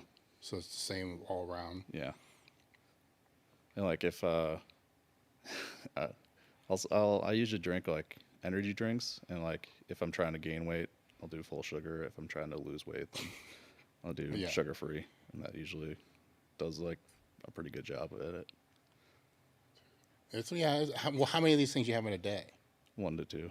All right, so it's a few hundred calories. Yeah, it's like right? it's like 250 to 500 calories. Yeah. Yeah. So that's enough to be able to bump it. So that's your fucking up weight loss and weight cut. Yeah. Not cut, but weight loss strategy, because a cut's a different thing. Is you just go from the low carb. Yeah. Yeah. Trying to put weight on right now. Yeah, so you go with the full carb and then go that route. With the PEDs or whatever you want to say with that. Is this 1, 2, 3 years? Yeah, I think 3. has it had to go up? How much I take? Yeah. So not in the past like year or so. If anything, it's gone down really. Like I guess this cycle, like my total number of like milligrams of anabolics I'm taking is going to be less than what I did going into USPA Pro. Is that just because of the compound change? Yeah, compound change, and I don't know. I feel like the amount I take now is kept working, so I don't feel a need to go up. All right. How do you define working? Like, how do you know if it's helping you week to week to week? I know I'm asking you these hard questions. Yeah. But I'm asking them because you'll see why in a minute. Yeah. So. It's the same thing, like going back to like, all right, I'm like 12 weeks out now. What are my numbers looking like 12 weeks out? This past train cycle or the train cycle before, like, am I progressing in that sense? Is my week 12 better this time than it was last time? If that's the case, then I am getting stronger, I guess. So you're recovering. Yeah. So as long as you're recovering and making progress, there's no need to really ramp the shit up or change compound. And I mean, the last few meets I've done, I've felt stronger than I was the previous meet. So it's been working. So no need to add more add more Yeah. to the mix. Yeah. I'm sure at a point it'll come where I will need to add more, and I still have that card to play. But that will be, that's what I'm saying is how will you know when that time it happens? Is it, each week doesn't increase or you just feel beat the fuck up? Yeah, I probably beat the fuck up and just run down all the time, I would imagine. Okay. But yeah. Well, it's the same. It's the same with the training, right? Like if you start to feel beat down and run down, you're going to look and say, okay, what are the outside stresses? Yep. Then the nutrition and the other variables. But at the same time, you're going to be looking at what the fuck have I been doing in the gym? Yep. Did I throw extra stuff in? I shouldn't throw in. All those. So it's another variable. Yeah. To be able to look at. So like actually like going back like two or three meets ago, I was taking like test suspension on meet. I tried out like test suspension on meet day, my showdown and hybrid, and both times I was just like after that I was like I didn't really like mentally I was like I'm amped up, but like Yeah. I didn't like that feeling. I like to be like more like focused. So But the meets went well. they went okay. Yeah. Yeah, but I feel like I could have been like more focused and done better. So this past like American Pro and USPA Pro, I didn't use them and they went better. So Yeah. yeah. So the meets keep getting I keep getting better in meets. So at this point, why? Well, no, I mean that's I'm trying to get you to say these things that I want everybody to fucking hear, right? But I know that when they hear it, they're gonna be like, he's fucking lying. He ain't, telling anything. Where it's so simple, that if it's working, you're recovering, you're making progress, keep moving. Yeah. If it's not working, then do that. Where sometimes people get so run down because of life stress, all this other stuff. And their solution is instead of like trying to figure that shit out back in the training down, just take more shit. Yeah.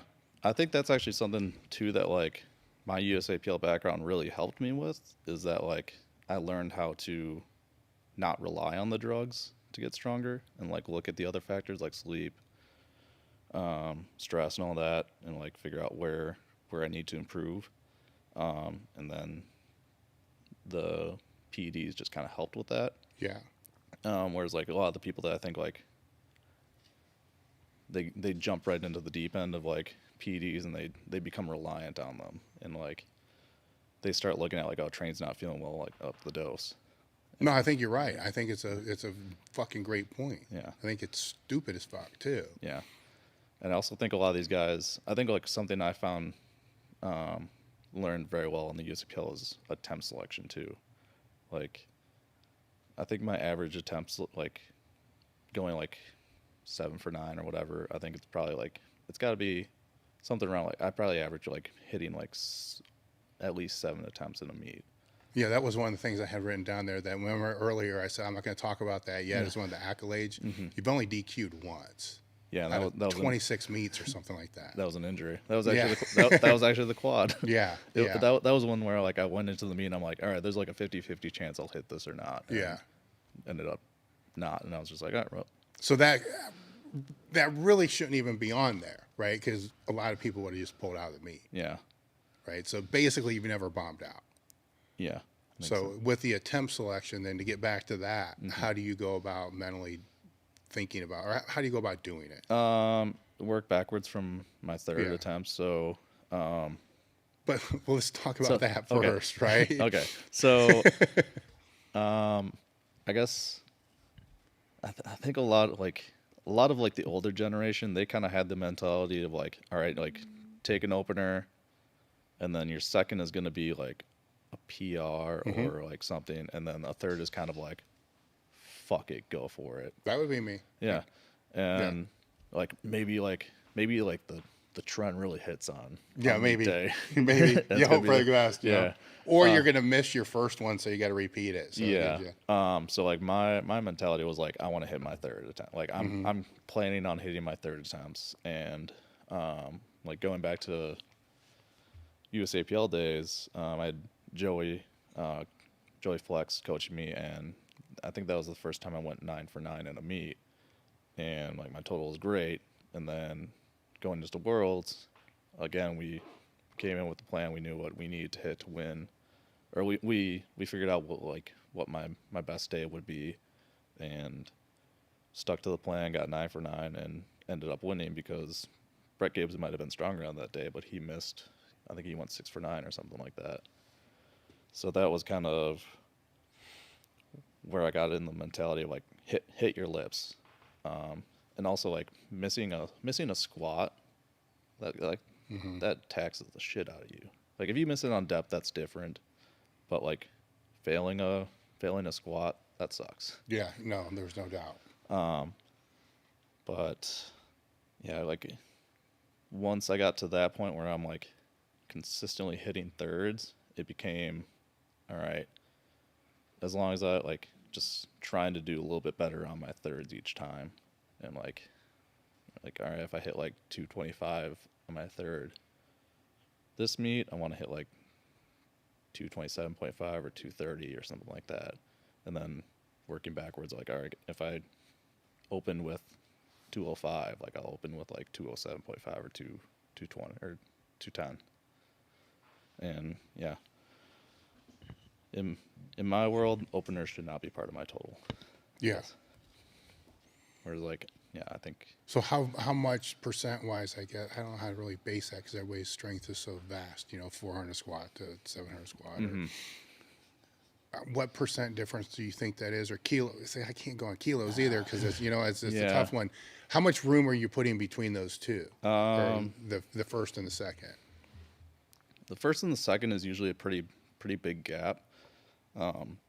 Like I said, like I kind of think of it like my first isn't going to be part of my total, so I don't really care what that is. I just want it to be something that it's going to move fast, I can hit it super clean, and it's going to like I'm going to move it so fast that I'm going to like build confidence that I'm strong on this day.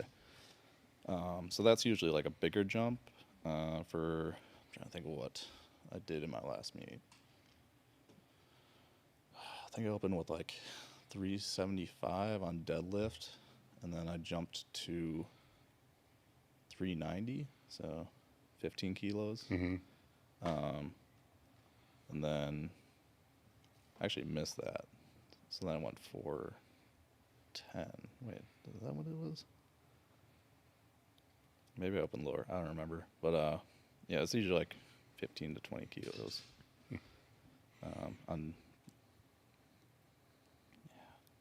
I don't know.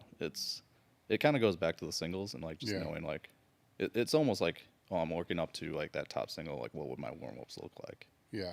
So when you make the final decision on what do you think that third's going to be? I know you kind of go into the meet with it, the whole training with it in mind. Yeah. I guess I give myself like so I always hit like my last heavy deadlift 2.5 weeks out, or like that Monday. That's like almost 3 weeks out. And then my last heavy squat and bench, and like I've been doing it long enough, I know like how much weight I'm gonna or how much strength I'm going to lose on a cut. So based on how those moved, I kind of give myself like a range where, like, this is what I'm expecting, and then like maybe like 2.5 or 5 kilos either way. And it's like I go in with plan the opener. Second attempt is planned, but it kind of same thing. It has like that 2.5. Either way, like that opener didn't move as well. Maybe I'll go like 2.5 kilos less, and then I'll move up to the third, but maybe like that 5 kilos less range. Yeah. Yeah. With fuck, I forgot where I was going to go. It was with the max attempt as it changes, right? So as you're moving into the meet, no, I know what I was going to say. So with your weight cut, you're going to be stronger in training. You're going to lift if it's 198, right, Yeah. and you're cutting down to that, you're going to hit. You'd like to hit the same weights at a meet that you do in training. Yeah, usually squat is the one that's like the worst. Bench, I can usually hit like right around what I hit in training, maybe like 2.5 kilos, 5 kilos less. Deadlift, and I usually kind of hit around the same number. Yeah. Now, your last meet, was it 198 or 220? Well, not counting the thing that you just did. I went to 210. I did like a small cut just to make like the dot score a little bit easier to win, but yeah, that was a 220 in the 220 weight class. So the next meet be 220? The next one I'm planning 198. Okay. So there's going to be a cut. Yeah. Okay. Yeah. So like I know basically with this last one I did like a water load, and then I didn't really sauna at all. I did like 2 or 3 rounds just because I was just like, I'm bored. Yeah. Do it, but I like once I start losing more than like 8 pounds, that's when like a water cut a cut starts to like be mentally hard for me. Yeah. Like I can get up to like I've done like 20, but like above like 8 to 10, then it's like, all right, like I have to work for this. Any diuretics, or are you just doing this old school? Yeah, just old school, like water load, like very typical water load, spit, and then sauna the rest. You said that, the older generation, kind of myself, right? I'm not saying everybody did that, but that was definitely my philosophy. Open with whatever the fuck your last warm up would be. That way, same thing, so you build confidence, and then jump to a 5-pound PR. It's kind of fucking stupid. Yeah. Right? Then if you miss it, you got another shot. Yeah. So, I mean, that's one example because I don't want to say stupid shit because that might be insulting to other people that are my generation, but it is kind of stupid shit that you guys have come up behind, right? So you've seen the stupid shit that we've done. And you're like, well, we don't want to do that. Yeah. We want to do this. And it's obviously apparent that it's worked, right? Because your generation's stronger, right? So I'm trying to walk a line here where like my own peers. I think a lot of it has to do with raw versus gear as well. Because like sometimes, like with your generation, like you guys were a lot of multiply guys. Yeah. Maybe like the bloat like hits a lot better in the equipment. It's just like it feels better. So like you maybe you do hit that like. Well, I'm going more. I'm going to go more global with this question, right? So it's more. What are the other things that you guys are looking at? And you're like, man, you guys were not right here, where this was more right. And I'm like I said, I'm trying to walk a line so my own fucking generation are like, Dave, you're a fucking trader too, piece of shit. It's not what that is. It's like in all disciplines of powerlifting, single ply, multiply, even raw, they're stronger now, and I'm trying to think of like what things I think we have better equipment for sure. Like it's way easier to find a gym that has like competition equipment. So like getting to train on competition equipment is going to prepare you much better for a meet. I think we know a little bit better water cuts maybe. Yeah. Like recomp science a little bit more. And then just bigger talent pool is probably the biggest thing. Do you think there's any, because one of the criticisms that, I've had, other of my generation have is nobody trains in crews anymore, but I don't know if that's necessarily, if I try to think critically about it, I can see pros and cons. Yeah. Because you don't need multiple people to put shit on. Yeah. You know? I can do either. Yeah. I think that's a big reason why I just don't really have too much interest in like geared lifting, because Yeah. I like to be able to have the freedom. Like I travel for work like this. Like Yeah. I can't be like reliant on Yeah. finding a gym with a multiply crew that could help me like wrap my knees or something like that. So like raw is a lot easier for me to. Well, I think another point is, if I'm to look critically at it, is if you're really, really serious about it, which you are, Yeah. and there's few people that are going to be more serious about this shit than what you are, right? You're going to figure it out, Yeah. right? And then if you're just you and maybe one other training partner, you really need to figure it out. You need to look everywhere. Where if it's just a small group of 5, Yeah. sometimes that's where your figuring out stops. True. Yeah. You know, so now you're dealing with a biased group, Yeah. you know, of all the same philosophy, which becomes very, very constrained. You get what I'm saying? To where, Yeah. Yeah. I think like watching like I watched West Side versus the World. It was very much like it's Louis' way or the highway kind of thing. Whereas like maybe that method didn't. Maybe like some of the guys could have been better if they had done like a higher frequency style training or something like that. Like not saying they would have been, but or integrated in. Yeah. You know, where you're pulling pieces from, you know, kind of speed work, but I wouldn't really say it's speed work, into your training. Yeah. You know, for volume, technique. You know, there's a lot of other reasons why you're putting it in there. Yeah. From that standpoint, where if you're in this clique of 5, Yeah. you know, 4, whatever it is, I don't know if that happens. Like I Actually, if it does happen, you know, that they probably come back and then they'll go to their group and they'll be like, "Hey, man, I just saw it. Shut the fuck up. He don't know what he's talking about." I think it was, I can't remember who in the documentary it was. It might have been like Chuck Vogopol. I think he was like, "Oh, I want to try like training this way or something like that." And I think they're like, Lou was like, "No, we're not doing that." And it was just like, maybe that way would have. I think he might have left over that basically. I don't think it was Chuck. But It was part of the reason. yeah. I mean, it was definitely part of the reason. Yeah. Where it's, like I said, if I look at it critically, I can see pros and cons, you know, of both sides. Yeah. Where that's what I try to figure out. Like, because yes, there's a bigger pool. Yeah. It's still a small fucking sport.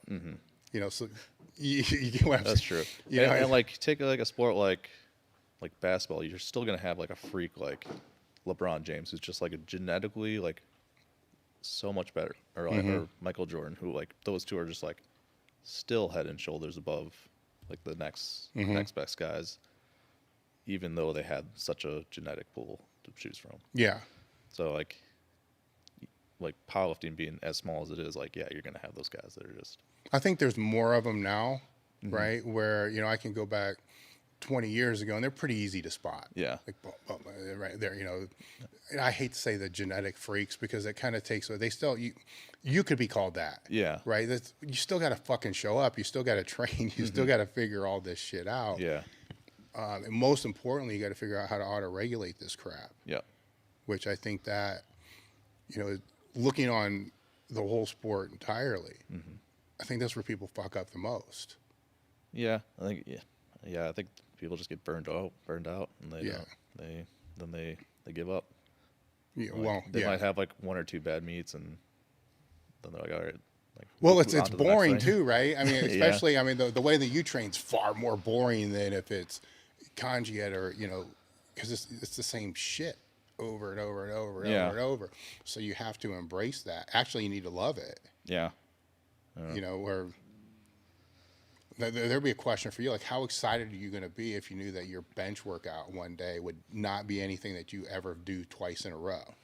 Like, it'll be a board press one day, maybe the next time it's going to be a close grip incline, maybe the next time it's a floor press. Where you're like you're about ready to puke right now just thinking about it. Yeah, I would hate that. All right, so I think a lot of the training has to also. I could handle it if it was like, I don't like board presses, but like if it was like, all right, we're gonna do like close grip like chains or something like that. Like if we're gonna do it for like 5 or 6 weeks, then I can be excited about it. But for like if I'm changing every other week or every 3 weeks. Like, nah, that doesn't interest me at all. Yeah, so that kind of goes to your point of talking about the people that I used to train with. Would they have done better if they were doing a different discipline? Because I think some of this needs to fit your personality too. Yeah. So if you're a person that likes chaos, Yeah. right, then you're not going to do really well with the same shit for 12 weeks. If you're somebody that really, really needs consistency, Yeah.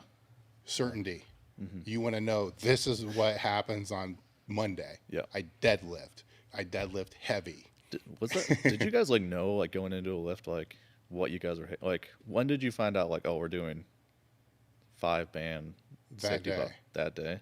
Well, speed work, it would wave. So the Yeah. speed work would be like 3-week phases, and we knew what that was. Yeah. Weight, accommodating resistance. We knew what that was.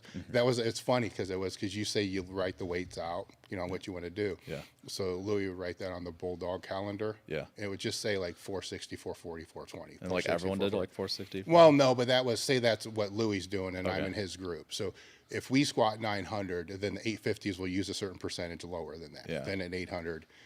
That was the only fucking thing on the calendar. That was it. The squat week or the squat waves. Yeah. Every like max effort stuff we figured out when we were there. So Okay. literally you'd come in and sit down and you'd walk in and be like, what do you want to do today? I don't know. What are you going to do today? Okay. And that's how that worked. How much was it like? Was there like kind of the alpha dog that like he was the one that kind of decided like, all right, Sometimes. I need to like work on this, so like we're all working on like. I called it more the Phoenix, right? So there was a certain person in there that was the Phoenix. Okay. They could do no wrong. Okay. Right. And they were usually the people that were doing really, really well. Yeah. And there was only one.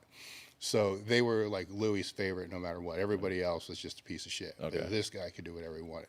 So in that case, if that person decided they wanted to do a certain thing, we were probably going to do that. Okay.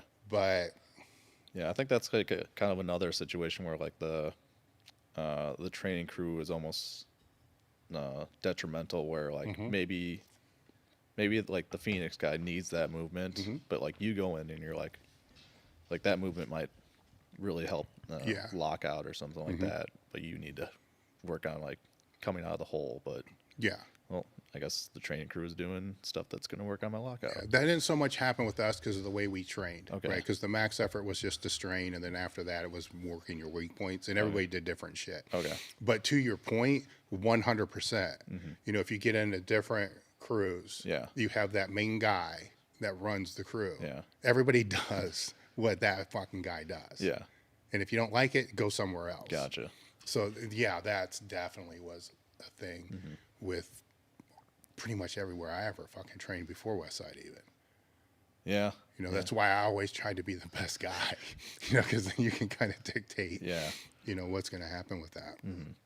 I think at the same time though, like, so I started training, like we had like a Saturday bench crew, and that kind of really helped me, like, we all like trained like pretty much like straight bar, or like someone would do like board presses, but I would always train with like the biggest guys in the gym and like untested guys, so that like pushed me to like I want to be as competitive as them. So like maybe if I would have only done like 345, but they're warming up like 365, I'm like, all right, I'm doing 365 today. And I think that kind of the competitiveness is a big positive to train with the crew. Oh, 100%.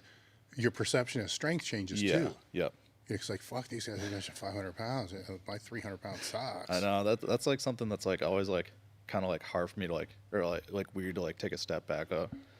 Someone asked me on a Q&A, they're like, how attainable do you think like a 500 dots or Wilks is? And I was like, I think like with good like decent genetics, like most people could attain it. And then someone like messaged like, only like, I can't remember the percent, but it was like 5% or like less than that of competitive lifters have like a 500 dots. And I was like, oh shit, okay, that's a lot smaller population. Like I didn't think 500 dots was that like as elite as it is, but it's just like I surround myself with people. Or, Well, and it becomes a weird thing too, right? Because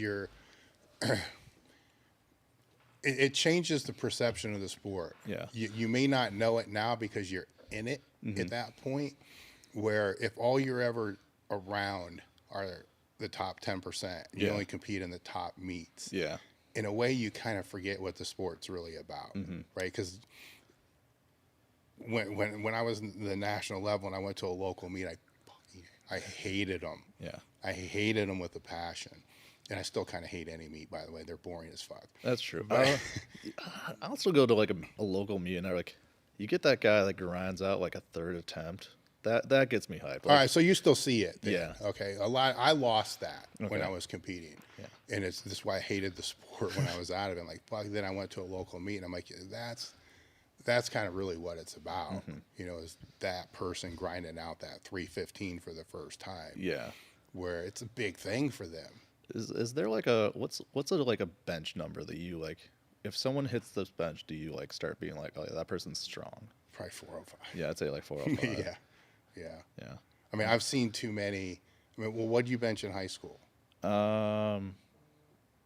Going into my senior year of football, I hit 265. Yeah. I mean, I've seen so many high school kids hit like 275 to 315 that, like, in my mind, like, fucking anybody can bench. Like if you're hitting like 315 in the gym, I'm like, all right, like I'll give you props, but like once you hit 405, that's when I'm like, all right, you're strong. It's a little different world. It's like you can kind of, the way I see it, I should probably preference that is pretty much anybody can get to 315, but to get to 405 is another world. Yeah, I think so. You know, it's people, you don't hear a lot of stories like, well, yeah, man, the first time I went to the gym, I benched 405. Yeah, you have to either be like an absolute like genetic freak or like train for it to hit 405. And I thought like most people need to train to hit 315, but you kind of need a little bit of both to hit 405. I think so. What would you say that number is for the squat? Ooh, that's a different one.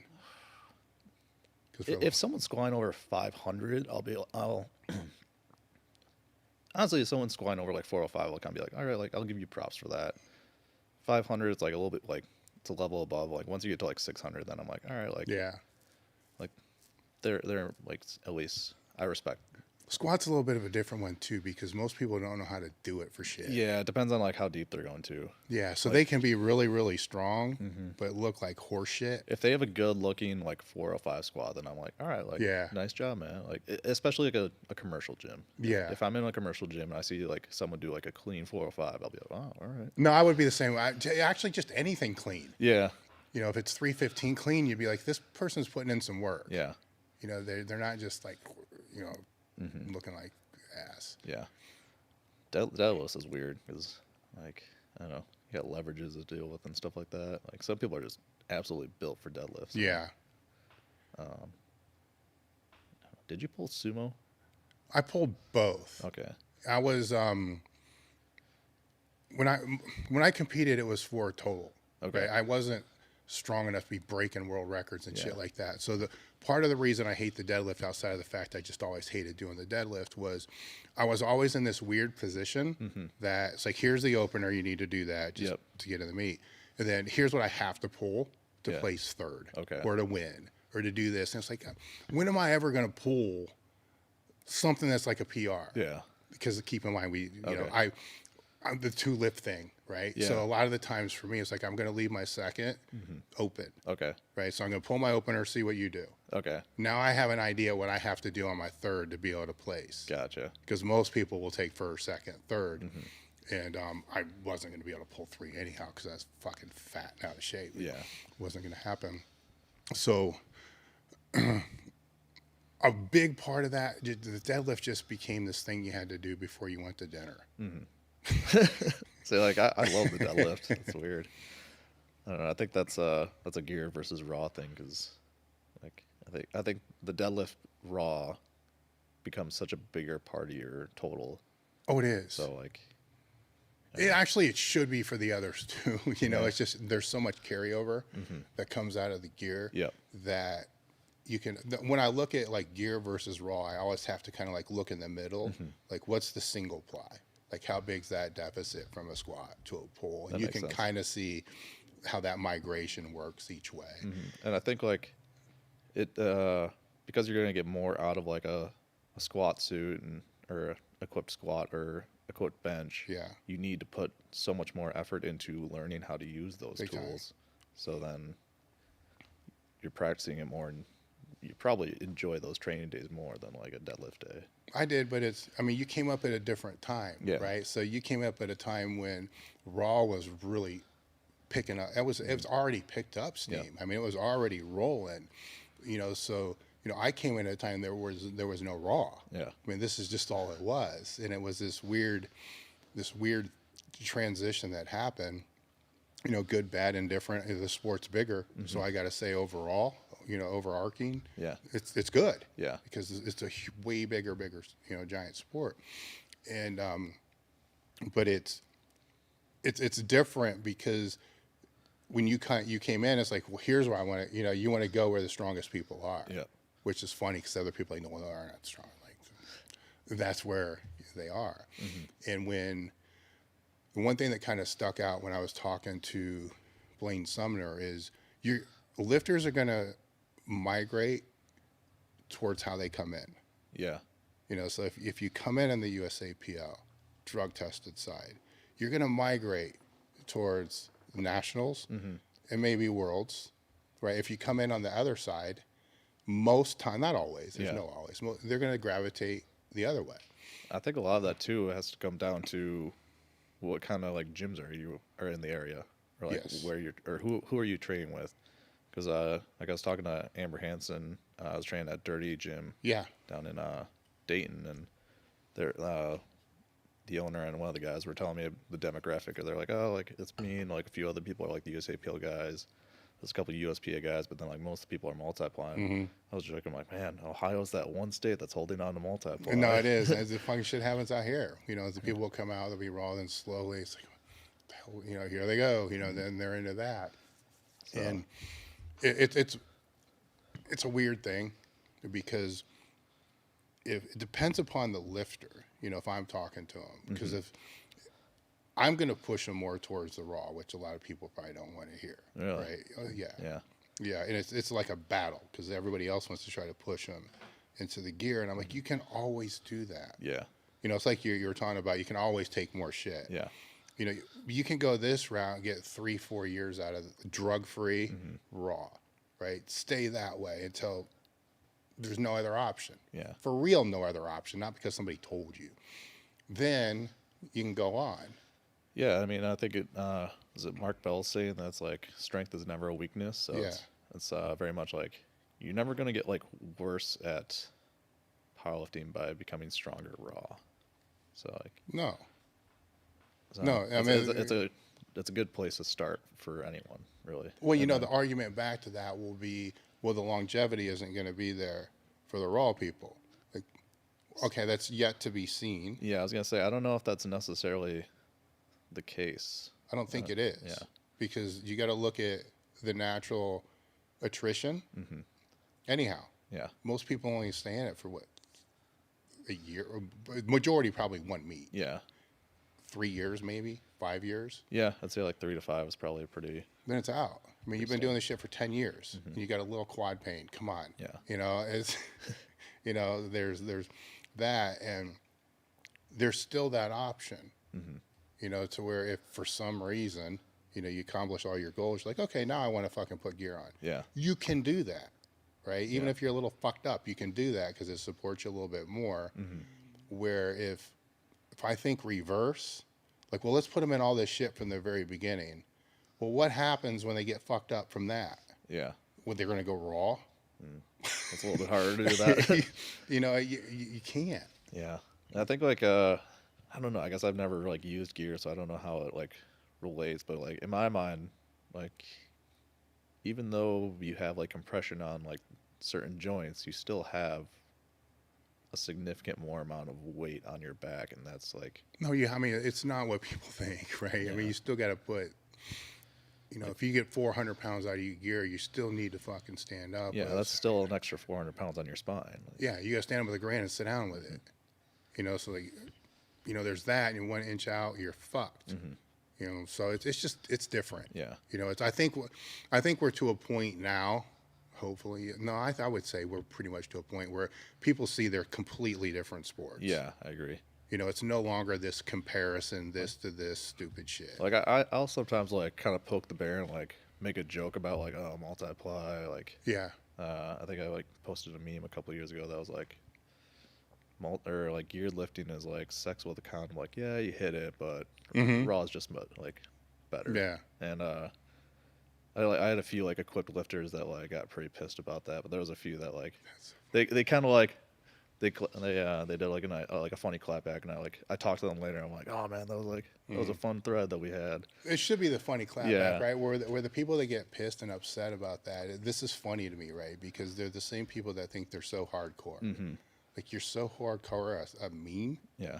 You Yeah. know? But then like at the end of the day, I'm like, I can look at like Dave Hoff Yeah. and just be like, wow, that guy's an incredible multiply athlete. Like, I watched WPO finals because I wanted to see what he hit. Yeah.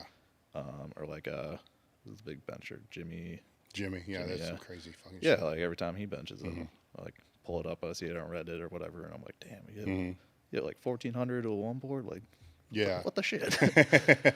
Like, and then like I try to mentally like put myself in like, wow, like what does that feel like to hold like 1,400 pounds over your head? I think only he can answer that one, man. That's scary. Some fucked up stuff. Yeah. When you look at some of the younger lifters that are coming up now,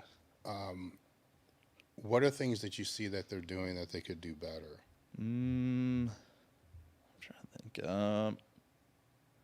Honestly, I feel like they're doing like a lot of good things. There's like at this, like I think maybe like a couple years ago there was a lot of bad information, or like bad, like everyone was a coach kind of thing. And I think now like we're getting to a point where like it's kind of filtered that out, and a lot of them are doing things correctly. But at the same time, something they're doing wrong is probably lifting for social media and pushing it a little bit too hard. But don't you still kind of have to do that though? Or a better question, how do you balance that? I think also like something that benefits me is like the thing that I found works for me also like works well for like posting on Instagram or something like that. Like, Well, depending upon what you post, right? Because you Yeah. said you've tried posting accessory stuff, but nobody's going to give a shit about yeah, that. so I just don't post Yeah. them. I'll do them, but I won't like Yeah. post it. But like my training center's around like a lot of singles, and whenever I post like a big single, like those get the most traction for me.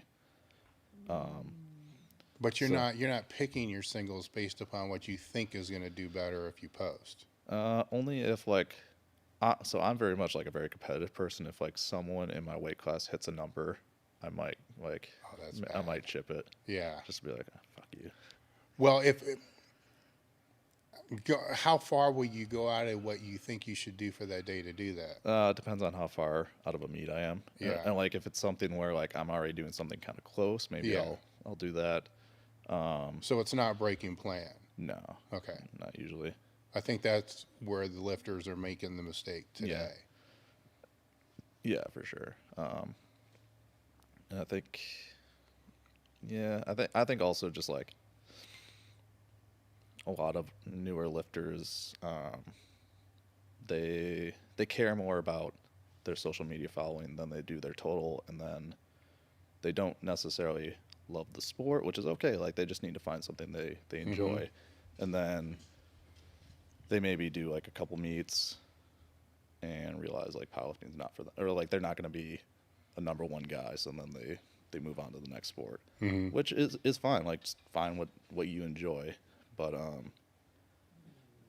I'd see it like all the time. Like there'll be someone who's like up and coming, and then they'll have like a couple like very big meets, make like really good progress, and then you always get to a point where like you kind of hit a wall, and maybe you have like 2 or 3 meets where you don't progress, and the people who are going to be remembered are the ones that like kind of broke through that, I think. And then I'd say most people will fall off at that point. Yeah. Interesting thing is the same thing Hoff told me. Yeah.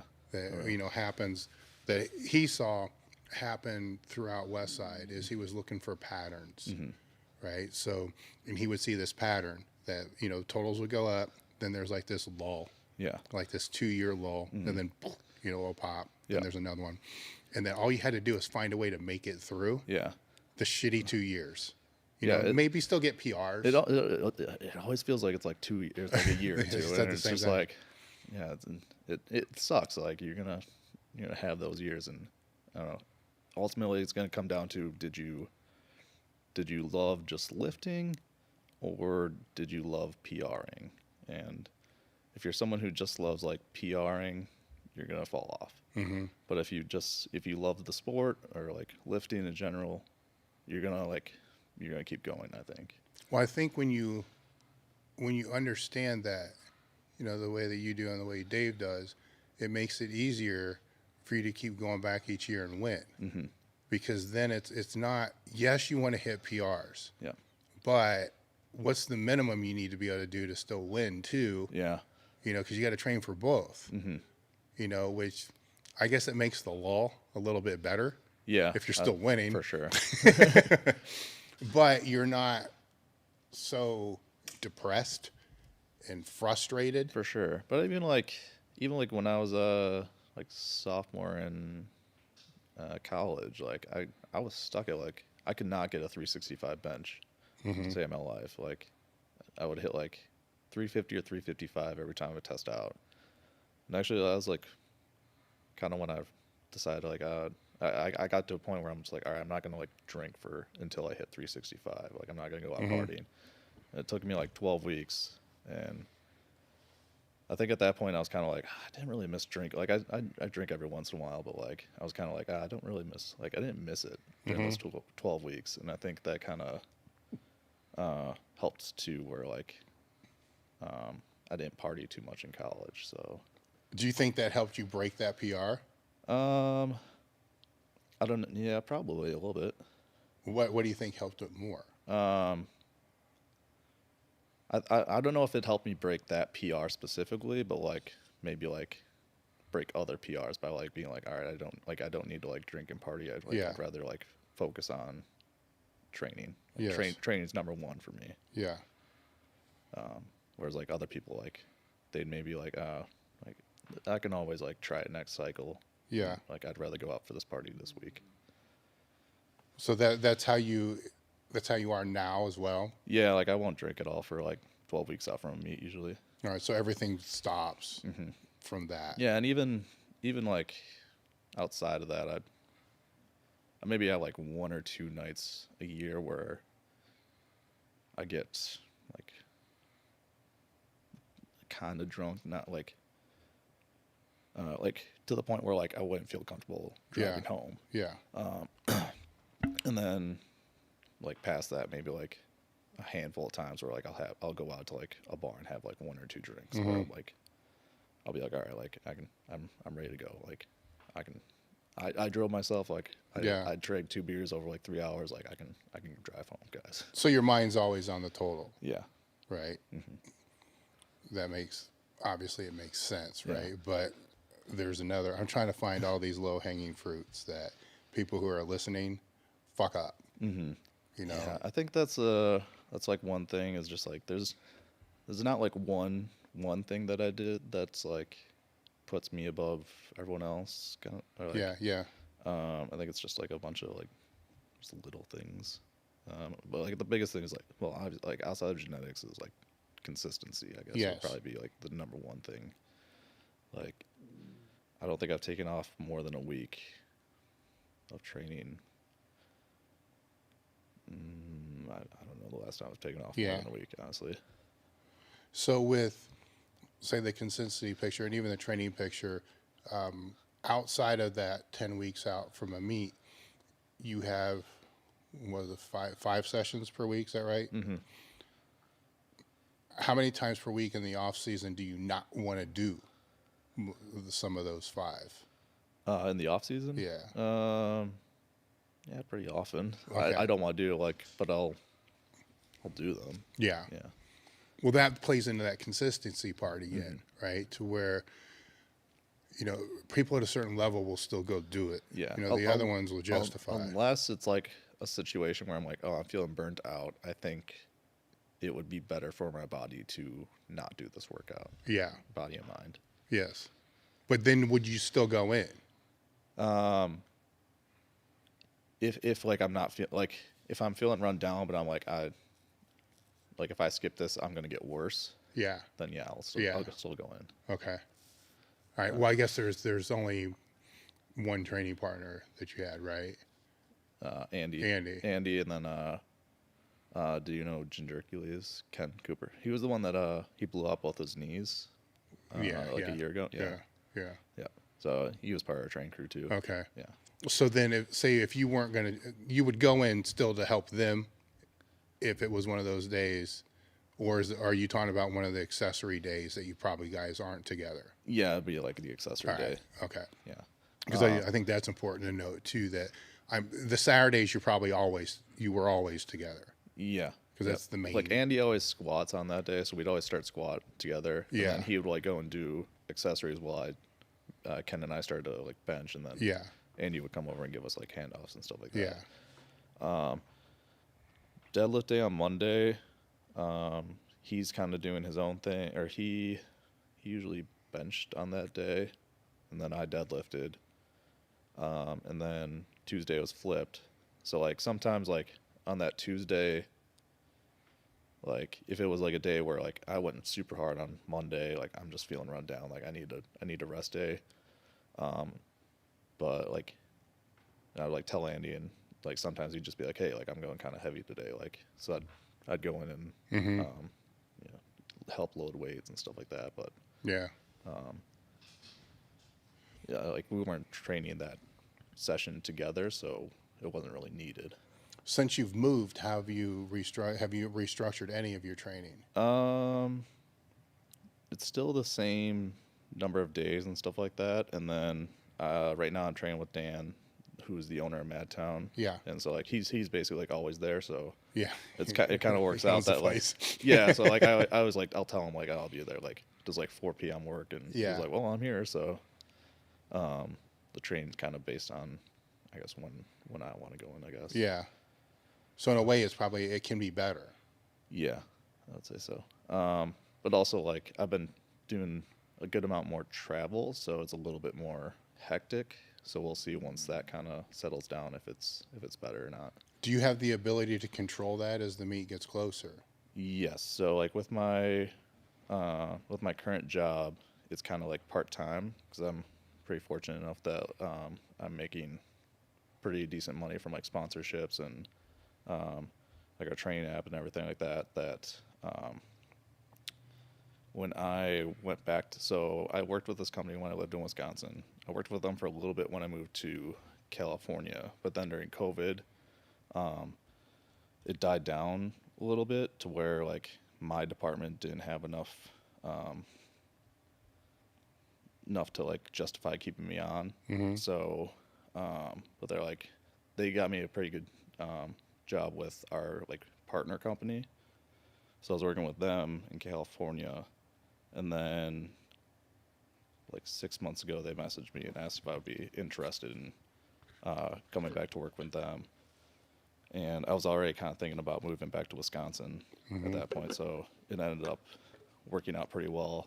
And it was kind of a similar situation where they're like, oh, we don't know if we have enough like work for you full time, but like it would be nice to have you.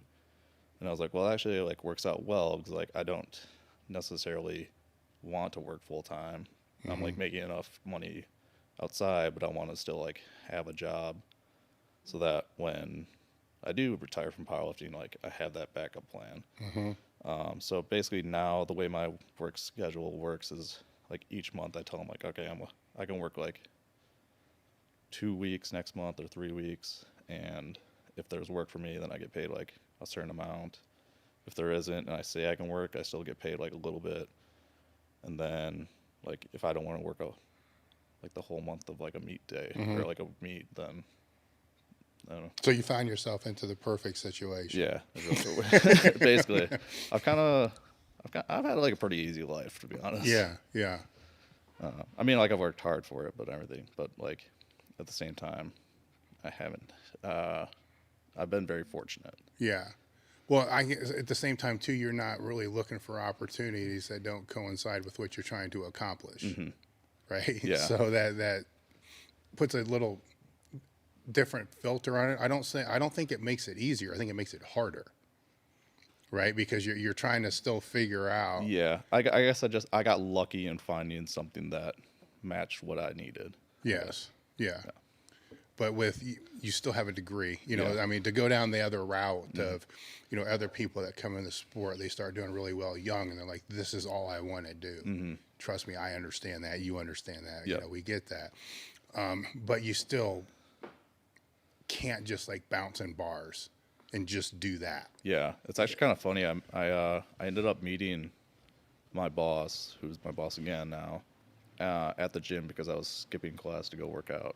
And it was like a Wednesday at like 11 a.m. No one else was in the gym, so we just kind of started talking. And then, like towards the end of the semester, he's like, towards like when I was getting ready to graduate, he's like, "Do you have a job lined up?" I was like, "No."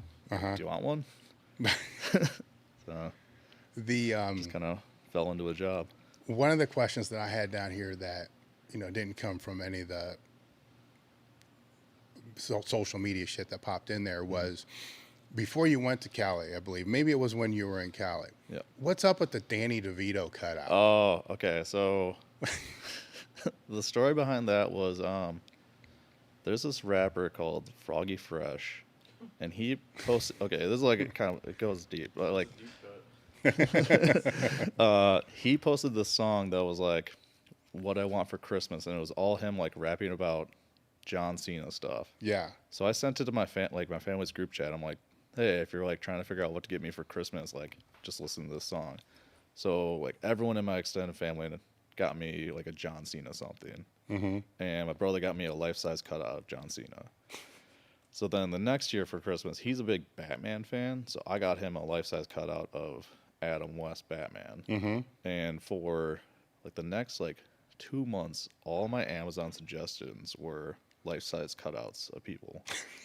And one of them was Danny DeVito, and actually it was only like a 2-foot one was the suggestion, and it was like $30. And then I was like looking at it, the full size was like 40, so I was like, all right, I'll get the full size one. And I was like, I'm a big Always Sunny in Philadelphia fan, so I was like, oh, that'll be fun to have. Yeah. And then I just started bringing him to the gym, and just became a thing. I actually gotta get a new one.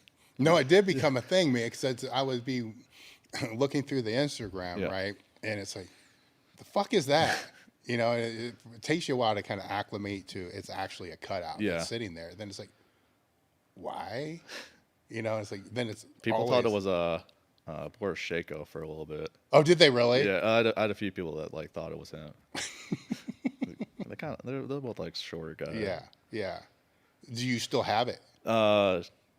So I had a house party, and I think someone like spilled like a drink near him, and it like made the bottom kind of soggy, or like we moved him like outside or something like that. And the bottom got kind of soggy. So when I was getting ready to move, I ended up throwing him out. So I gotta get a new one though. Yeah. Yeah. All right. So now there's a house party that ruined Danny DeVito. House party right. ruined Danny So DeVito. I mean, how did that make you feel? We brought him inside. He had a good time at the party. Yeah. So he went out with a bang. So it wasn't as bad as DQing in that one meet because you're quad. Yeah. So it wasn't the worst experience. Correct. Well, I mean, so we both kind of went out in a similar way, because I guess after I DQ'd, I went back to my hotel room, and the guy I was staying with, we were both from Wisconsin, so he's like, oh, I went to the dispensary, like I got some edibles, like you want one? I was like, oh, I'm done like lifting. Yeah. So ate one. My brother, he lived in LA, so he drove down to San Diego. He actually missed squats. He got there like right after I took the edible, and he's like, all right, well, like we're down here, like do you want to get food? So we went and got food. I'm like, all right, I want to go back and watch like the rest of the meet. On the way to the meet, like the edible kicked in. Yeah. I was just like, I was really high at this meet. So I guess we both went out partying. Yeah. Yeah. No, that works. Yeah. If you were to have an edible with anybody, Yeah. and who would it be? Oh, I'd love to have an edible with Danny DeVito. I think it'd be fun. Mm-hmm. Yeah. With anyone, I feel like Arnold Schwarzenegger would be a fun one to have an edible with. Yeah, why is that? I mean, you see the videos like him like smoking the weed from like was it Pumping Iron or something like that. I just think he'd be like I'm not a big weed guy. Like but see, with the edible, it changes things a little bit because you don't know exactly when it's going to hit. That's true. So you might have like an hour and a half of this dinner where you're like, dude, shut the fuck up, right? So it's. I mean, I feel like both of those guys, I would still like to like have a conversation with sober. Yeah. And then it'd just be like, man, like I don't know which way this is gonna go when this kicks in. So like it'll be fun. Yeah. Who would you pick? Oh man, I don't do well with that shit. I have to go with the default answer that I asked this of Hoff, I think. And his answer was, because I said, if you could get super stoned with anybody, who would it be? And he said, Jesus. And I'm like, ooh, now wait a minute. That might be interesting. Yeah. I don't know. Keep in mind, he would be stoned too. Yeah, I guess.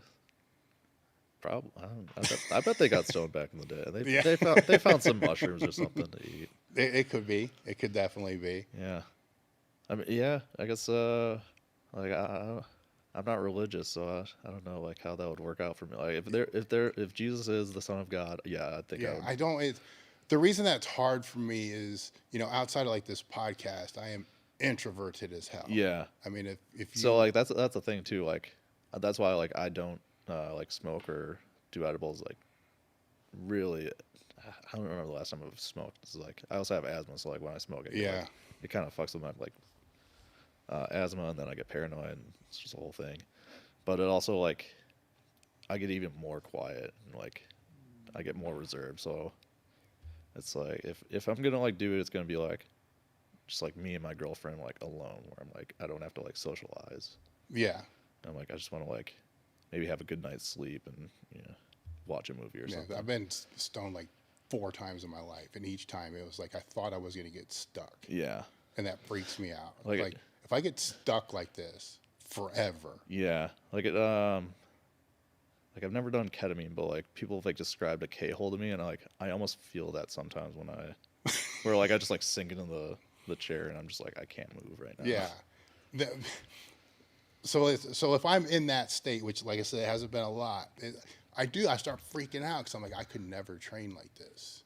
So I can't train. Oh yeah, like I know people that train, like they smoke before training. I'm just like, how? Well, I know. I'm like, I can't feel my body when I'm high. I know a bunch of people that do it, and I'm like, do you just get so used to it? Maybe people can comment or listen to it. Do you just get so used to it you don't get high anymore? But I can't figure it out. Like I feel like disoriented and stuff. Yeah.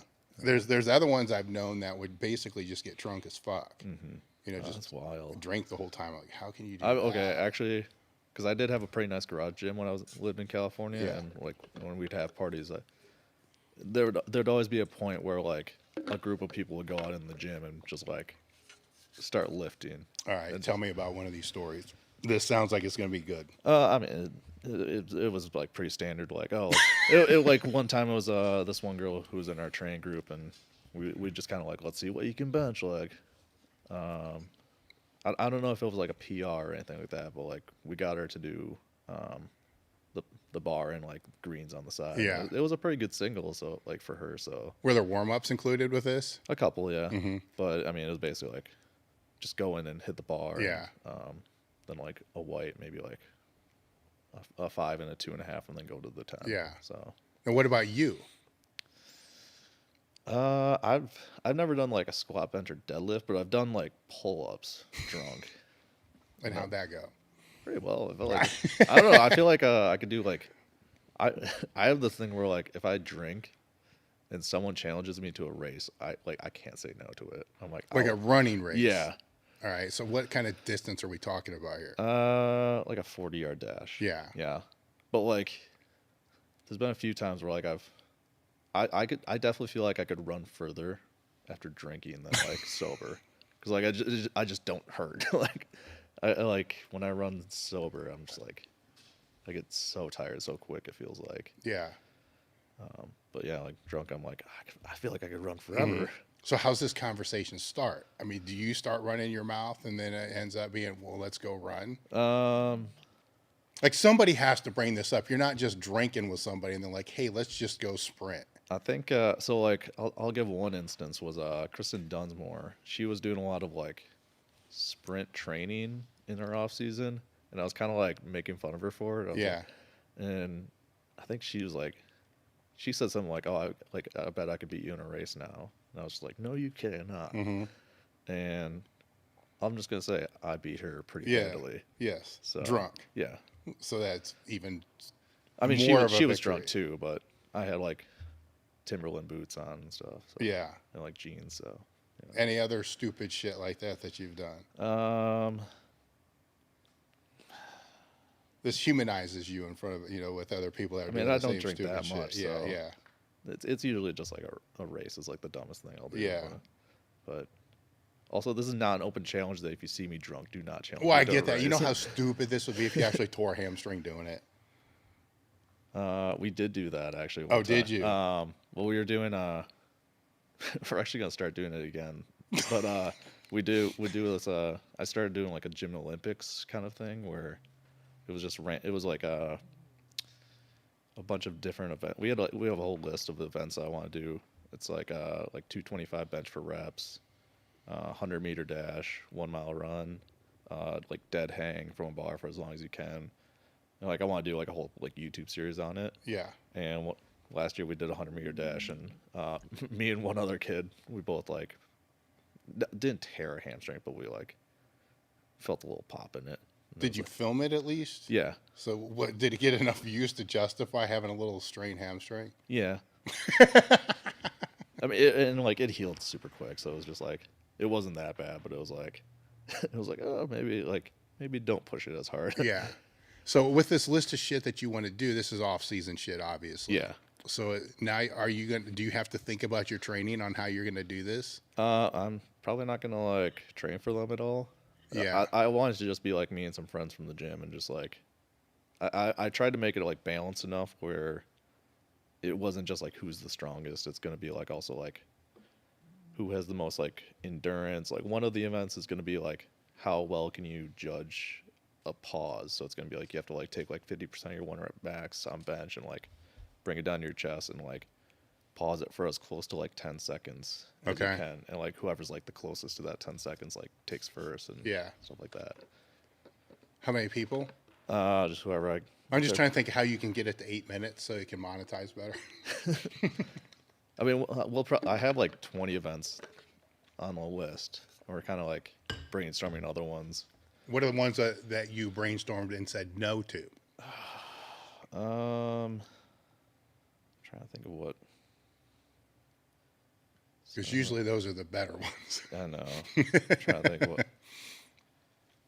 Some of the more like dangerous ones, I think. I think we had like squat, like ladder with like throwing the plates on and doing like a squat rep every time. Yeah. No.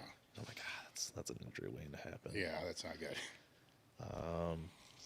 So, like, I want to do like a quiz show, like those like dating shows where like it's like how well do you know your like your partner. I want to do that one as like the finale. So it's the whole theme is like the best PRs we hit in the gym are the friends we made along the way.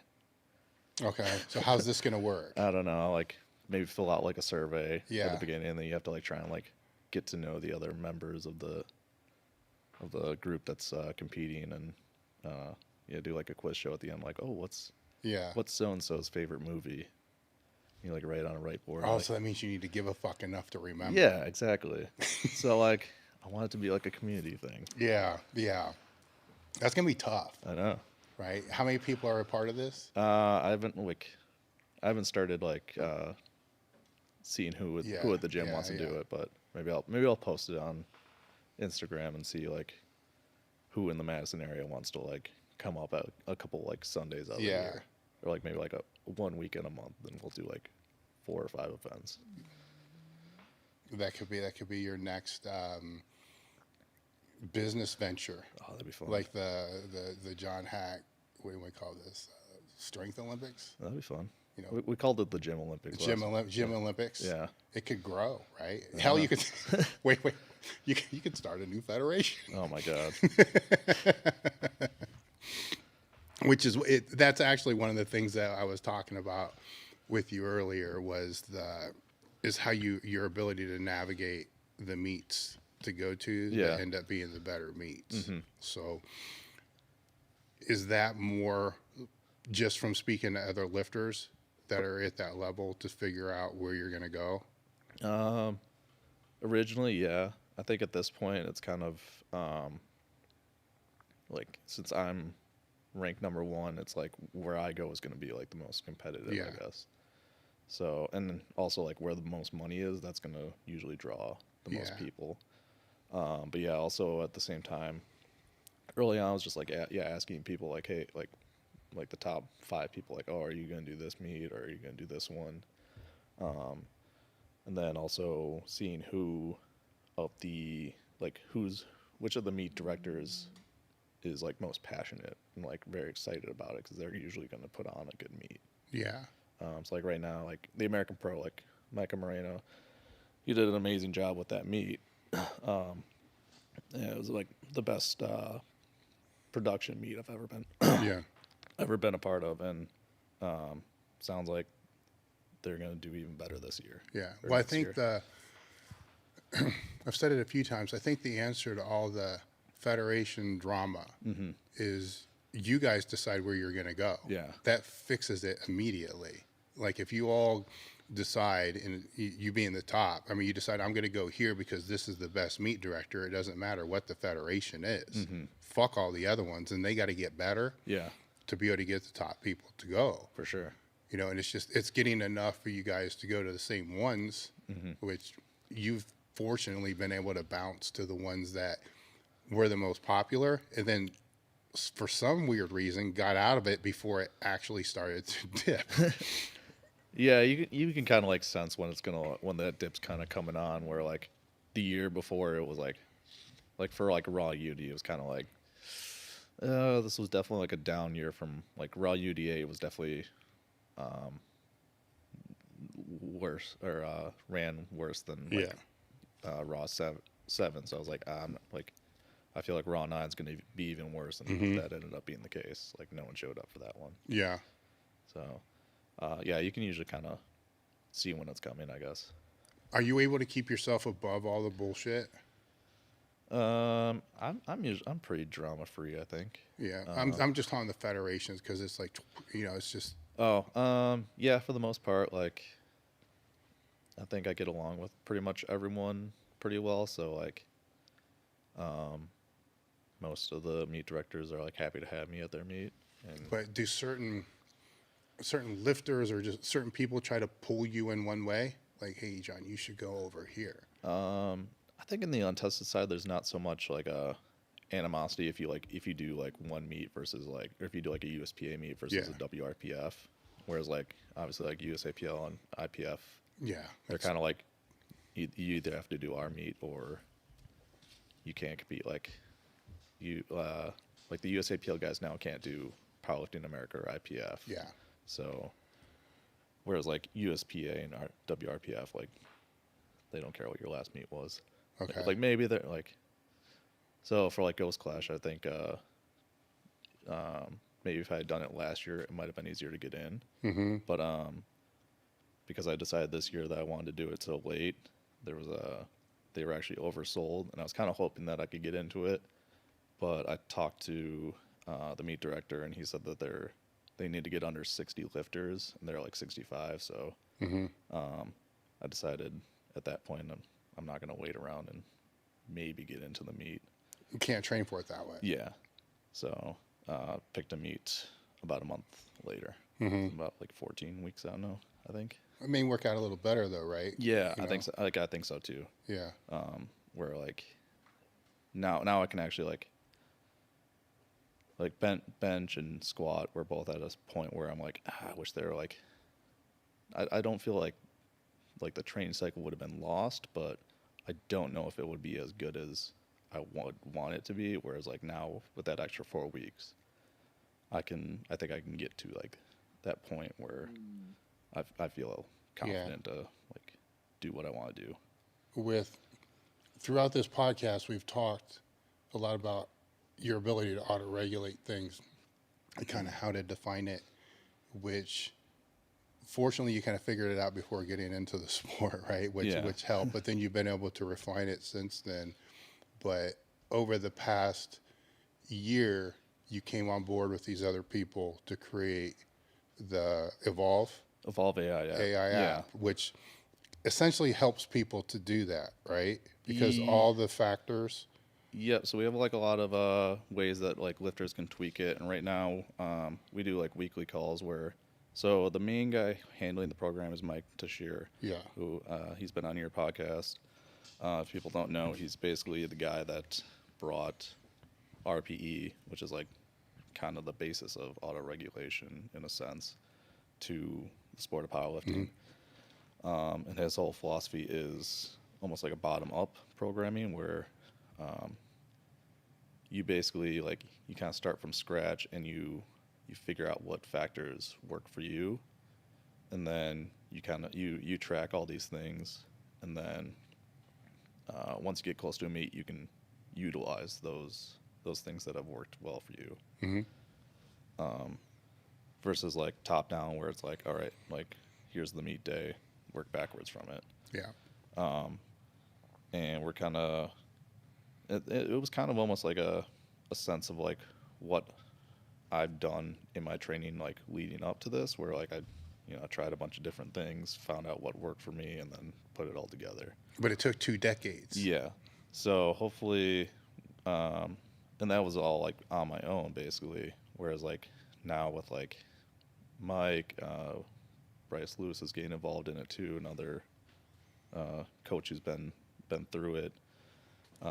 We also have a couple like PhDs who like are keeping on top of like research and stuff like that. So bringing like all these minds, like myself, Andy.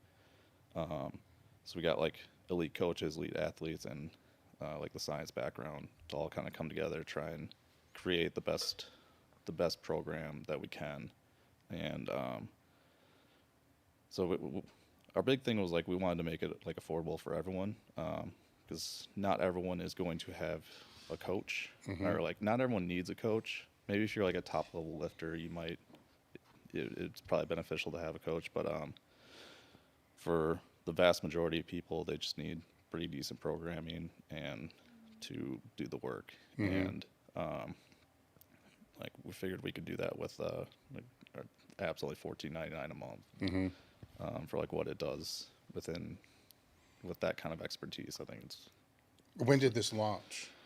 We launched it back in beginning of November. Yeah. So it's been about 6 weeks or so. Okay. Yeah. And what was it like being a part of that, right? Because it's one thing to be a part of.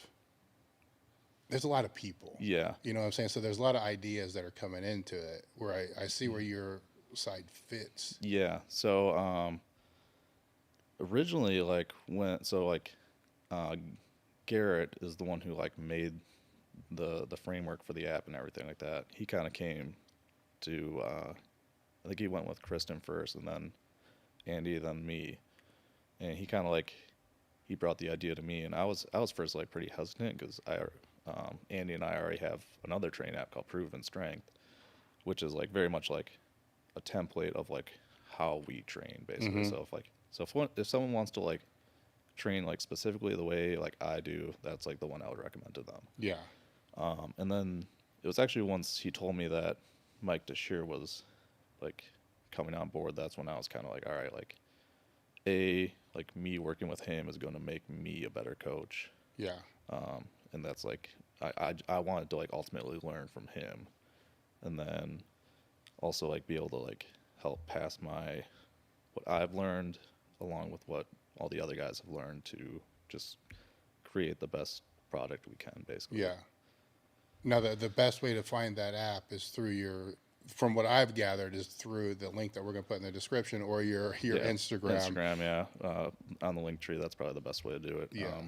Like you can find it on the App Store, but because of the way Apple works, it's we can make it a little bit cheaper if they sign up through with the website. Yeah. But yeah, like I'm really excited about it, and we have some big things coming in the next couple months or so to, I think, like really kind of make it as like the best option for a lot of people. With this, it's when I was vetting through it a little bit, it tracks a lot. Yeah. So it's not just throwing this program out, you know, like an Excel sheet, just popping a program out. Yep. You know, it's sleep, I believe. Yeah, it gives you like a readiness score. So like it's like, how was your sleep? What's your body weight at? And then it kind of decides on like how like heavy to go. It kind of auto regulates that. And then like a lot of the times it'll give you like do like a set of 8 and RPE like 8, and then it'll kind of give you like a range that is like suggested, but ultimately you should go for the RPE 8. Yeah. So, and then like if you're like way under that range, it'll like kind of cut sets out and stuff like that. Okay. Yep. So it's called AI. It's not exactly. Yeah, it's not. Yeah, like a lot of people complain, it's not artificial intelligence. It's like, yeah, we didn't make an app that can pass the Turing test. Like, no shit. No, but if it's implementing a shit ton of metrics. Yeah, like the way I think of it, it's definitely not going to be on the same level as a good coach, but I think, like we talked about earlier, where like a couple of years ago there was a lot of like everyone's a coach. Yeah. It's going to be, but you have programming basically designed by like Mike Desher. Well, the reason why I like a lot of these things that have been coming out like this is it's going to make the shitty coaches go away. Yeah, exactly. Because if you can't personal coach, better than a fucking app, yeah, then you probably shouldn't be personal coaching. Yeah, and I mean, so at the same time, it's like I saw like a lot of coaches like complaining about it, and it's like, well, if you're worried about it, yeah, you're probably not a great coach. And if this computer can do better than you for a fraction of the cost, then you see my point, right? So then you're not actually coaching very well. Yeah, I agree. You know, because I think we're still a long ways away from that being able to teach what you intuitively figured out. Mm-hmm. I mean, we can't even sit here and talk about what it is that you intuitively figured out. Yeah, I'll agree. It's hard for me. Like, who was it? Yeah, I can't remember. I'm totally spacing on his YouTube.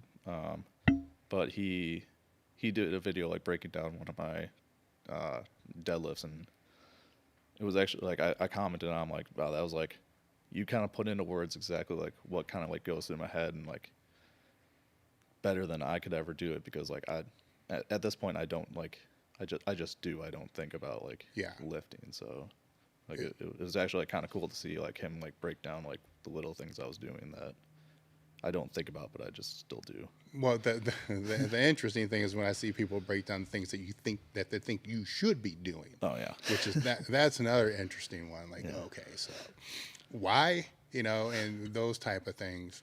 Or I like that when people think that something I do is important, I'm just like, no, I'll just do it because like, just cause. Like they'll be like, oh, why do you wear wrist straps on deadlifts? I'm like, just, it feels good. Like I like the compression. It's not like it makes my deadlift better. Yeah. Maybe it helps grip a little bit, but I don't know. I just like, I started like, I would do like a lot of like deadlifts after bench, and or after squats or something like that, and I would just keep my wrist straps on, and then I started tightening them, and now like tightening my wrist straps, then chalking up, then putting my belt on as part of my like pre-deadlift routine. And if like I change that up, it kind of fucks with me. It's better than some of the dances I've seen. That's true. No, I'm very much like do what you need to do, but I might roll my eyes a little bit at some of your antics. Yeah. When you look at other people's, we don't want to call anybody out, but when you look at other people's training, you know, there's people can have different training philosophies, but then we can look at certain things other people are doing and be like, that's fucking stupid. For sure. You know, what are some of the things that you would see that fall into that category of just being absolutely, I don't want to say anything's absolutely almost worthless. Let's put it that way. Oh man, I'm trying to think of like. For me, it's like, if you're doing something, I can't think of anything specific, but there's like, I can think of like a few people that like, they continuously do like certain things in training, but then like on meet day, they've had like pretty consistently bad training or bad performances. Yeah, I get what you're saying. And it's like, okay, maybe you should like change it. And they'll every time they'll be like, oh, this is like the best prep of my life, but then they like shit the bed on meet day, and it's like, okay, well, clearly it's not prepping you well for the meet. So yeah. Whereas like I might do some stupid stuff in my training that I could do better with, but I've considered like my total's been going up pretty consistently. So the only thing that I could see looking at it, and it's would be missing, you know, but at the same time it suits a purpose and it doesn't fuck your head up. Yeah, if you're missing like every other week or if you're missing like often, yeah, that's a problem. So I think the way you do it's smart though, because you're not letting it wreck your training. You know what I'm saying? It's like, okay, fuck, this happened. Why? Yeah, I don't. Someone asked me, they're like, "What should I do if I miss my opener in training or something like that?" And I was like, "Oh, it probably shouldn't be your opener if you're missing it in training." Like, yeah, I was like, if I'm missing a lift, it's something that's gonna like I know is gonna be like I'm going into it and being like, all right, there's a pretty good chance I'm like I might miss this, I might make it or not. Well, sometimes if I don't, with the way that your training is laid out, if you don't push it up enough, you don't know if you're on point or not. Yeah. You don't know if you are that 6 weeks, 5 weeks. You don't know if you're ahead, behind. How the fuck are you supposed to know? Yeah. So I don't know. That's but some people they just they get into that like rhythm of missing the lift and then not taking that step back, and then they just like they keep missing. No, they do the opposite. They'll miss the lift and think that it's their drugs, and then take more drugs. Yeah. To see if the drugs are going to make the lift actually go up week after week after week. Yeah. And I think that's something that like the guys that kind of get thrown right in the deep end of the untested side, like they don't learn how to get better. Like maybe their first meet was like an untested meet, and they took a pretty decent cycle, and they had a crazy meet, and then they kind of get in this thought process that like, oh, every time I do like this drug, like my meet day is I'm gonna be this much stronger on meet day than I was in training. Yeah. And then it doesn't happen. I think it's a big problem too when people get on too soon. Yeah. Because they don't learn, if they don't learn how to figure out why they missed, why they're not getting strong. I mean, they get, some people get on as they're still on the newbie games. I know. It's like, dude. I had like a 20-year potential client, and he was messaging me, and he was like, "Oh yeah, I'm like just about to start like my trend cycle," and I had to go back and like look at my like intro questionnaire that I sent him, because I was like, I thought this kid was young. He was like 20 years old. I was like, "You're taking trend right now?" Like, oh yeah, chill out, man. No, I've seen teenagers. Yeah, it's like, what the fuck, dude? You don't even bench 275. So like, what are you gonna do? At some point, it's still gonna get stuck. Yeah, like I think you need to like going back to kind of those training periods where like it sucks and you have to like just kind of keep pushing, and it's gonna be like 2 years or something like that before you can break through. I think you need to do that natural and like figure out how to break through that. I would say at least a few sticking points, 100%. Yeah. 100%. Otherwise, how are you gonna know? Like if the first time you hit a roadblock, your thought process is, well, guess I'll get on steroids. You're probably not gonna go too far. Oh yeah, 100%. So what do you think that you need to learn or become better at to be able to increase your total more than what you think it can be? What do I think I need to do? What do you think you need to do? Like where do you? I don't want to say. You know what? It doesn't matter, because anybody that competes with you, it still comes down to what they do.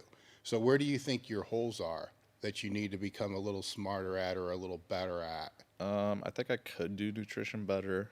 I was doing sleep pretty well, but I think I could do it. I think like I've kind of gotten, my sleep hasn't been the greatest recently. So I think I got to get that back on track. Like, I think my programming is pretty good, especially now that I'm working with Mike. We can kind of experiment a little bit more. But at this point, I don't think there's like any like major levers I can pull. So if it's sleep and nutrition, where are you going to look, to be able to get it better?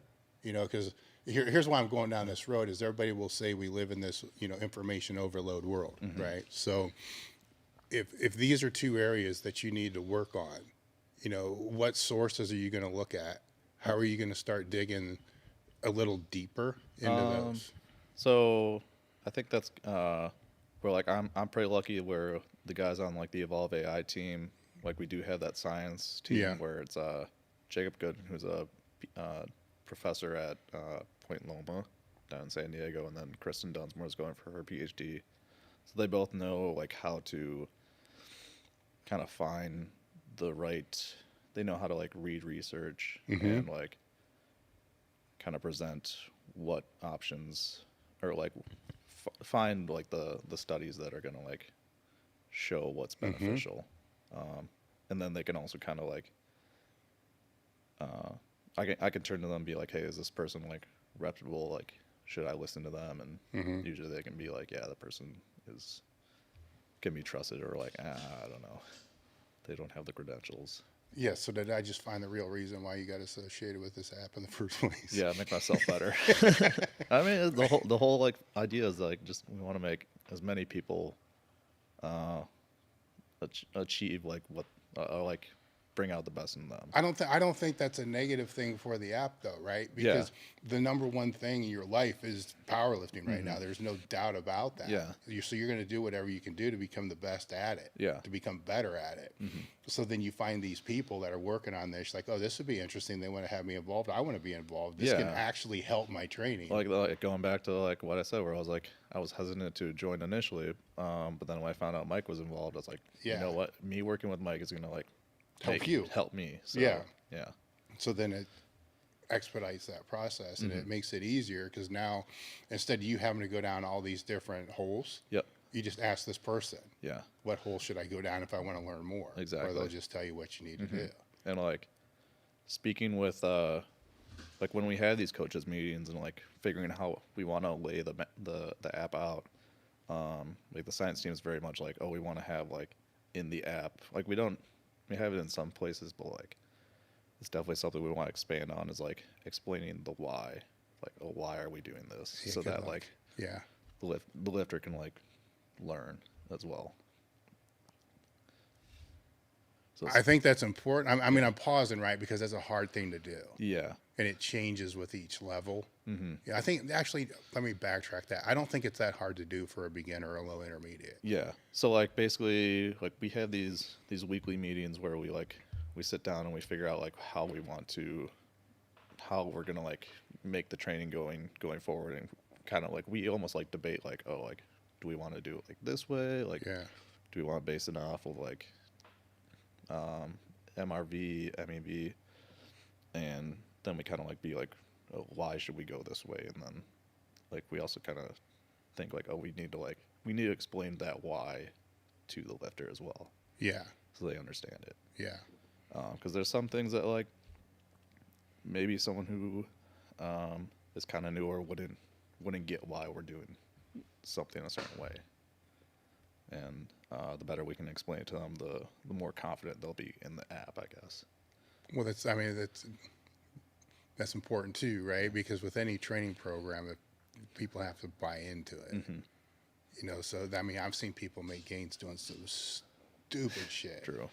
And people are just different anyhow. I mean, I've seen people make gains doing things anybody will look at and be like, what the fuck? Yeah, and I mean, like, it's not, obviously, like, the program's not going to work for everyone. Yeah, but, I think we can develop something that will work for most people. Were there were there any questions or any things that you thought I was going to bring up I didn't bring up? Not that I can think of really. No. I don't know. Because the Danny Devito is like the number one on my list. It's like the biggest Yeah. thing. I'm glad you did bring that up. Yeah, because that's a big one. And any misconceptions that you think people have about you? I think I'm a pretty open book, really. I don't know. I don't know. I present how I am pretty much on social media, so at least I think so. So, Seems to be the same person. yeah. Maybe I'm wrong. I don't know. But yeah. I guess some people think like I could be like a jackass at like a meet, but it's more so, or like so like Andy and I saw like one comment that was like, oh, they were like very standoffish at a meet or something like that, and it was more so like I'm just very introverted, so like maybe I won't, like I'm just like almost like more like I think that's a very common thing amongst people in the sport though too, where I'm introverted as fuck. You know, hell, you said you came out here and trained. I didn't fucking know you were out here and trained. I'm probably just in my own little world doing my own stuff. Mm-hmm. You know, it's just like if you come up and like say hi to me, like I'll be friendly and like, but it's just like small talk is like hard for me sometimes. So like I'll probably come off as awkward. Yeah. So I don't mean to be like I don't mean to be standoffish. It's just more so like I'm out of my element, I guess. Yeah. Where the element is the gym. Yeah. Right. Where that's why I have a podcast. Yeah. Smart. In the gym. Smart. Right, because it makes it easier. I do feel way more comfortable in here. Yeah. Oh fuck it! Well, I do.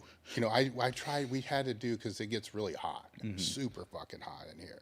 Granted, you're from California. Well, we're in California, so I guess it's kind of not. Wisconsin gets fucking hot. I think it's like it almost like feels worse here because it's like humid. Yeah, yeah, it's hot. So we had to do one in the conference room. Okay. Oh my god! Well, I wanted to stick a knife in my head the whole time. Yeah, I could see that. It was just. I feel like I would just be drained all the time. Like I would just feel tired when I'm in conference rooms and stuff like that. Terrible. It was terrible. Where it's like now it's like, man, there's bars.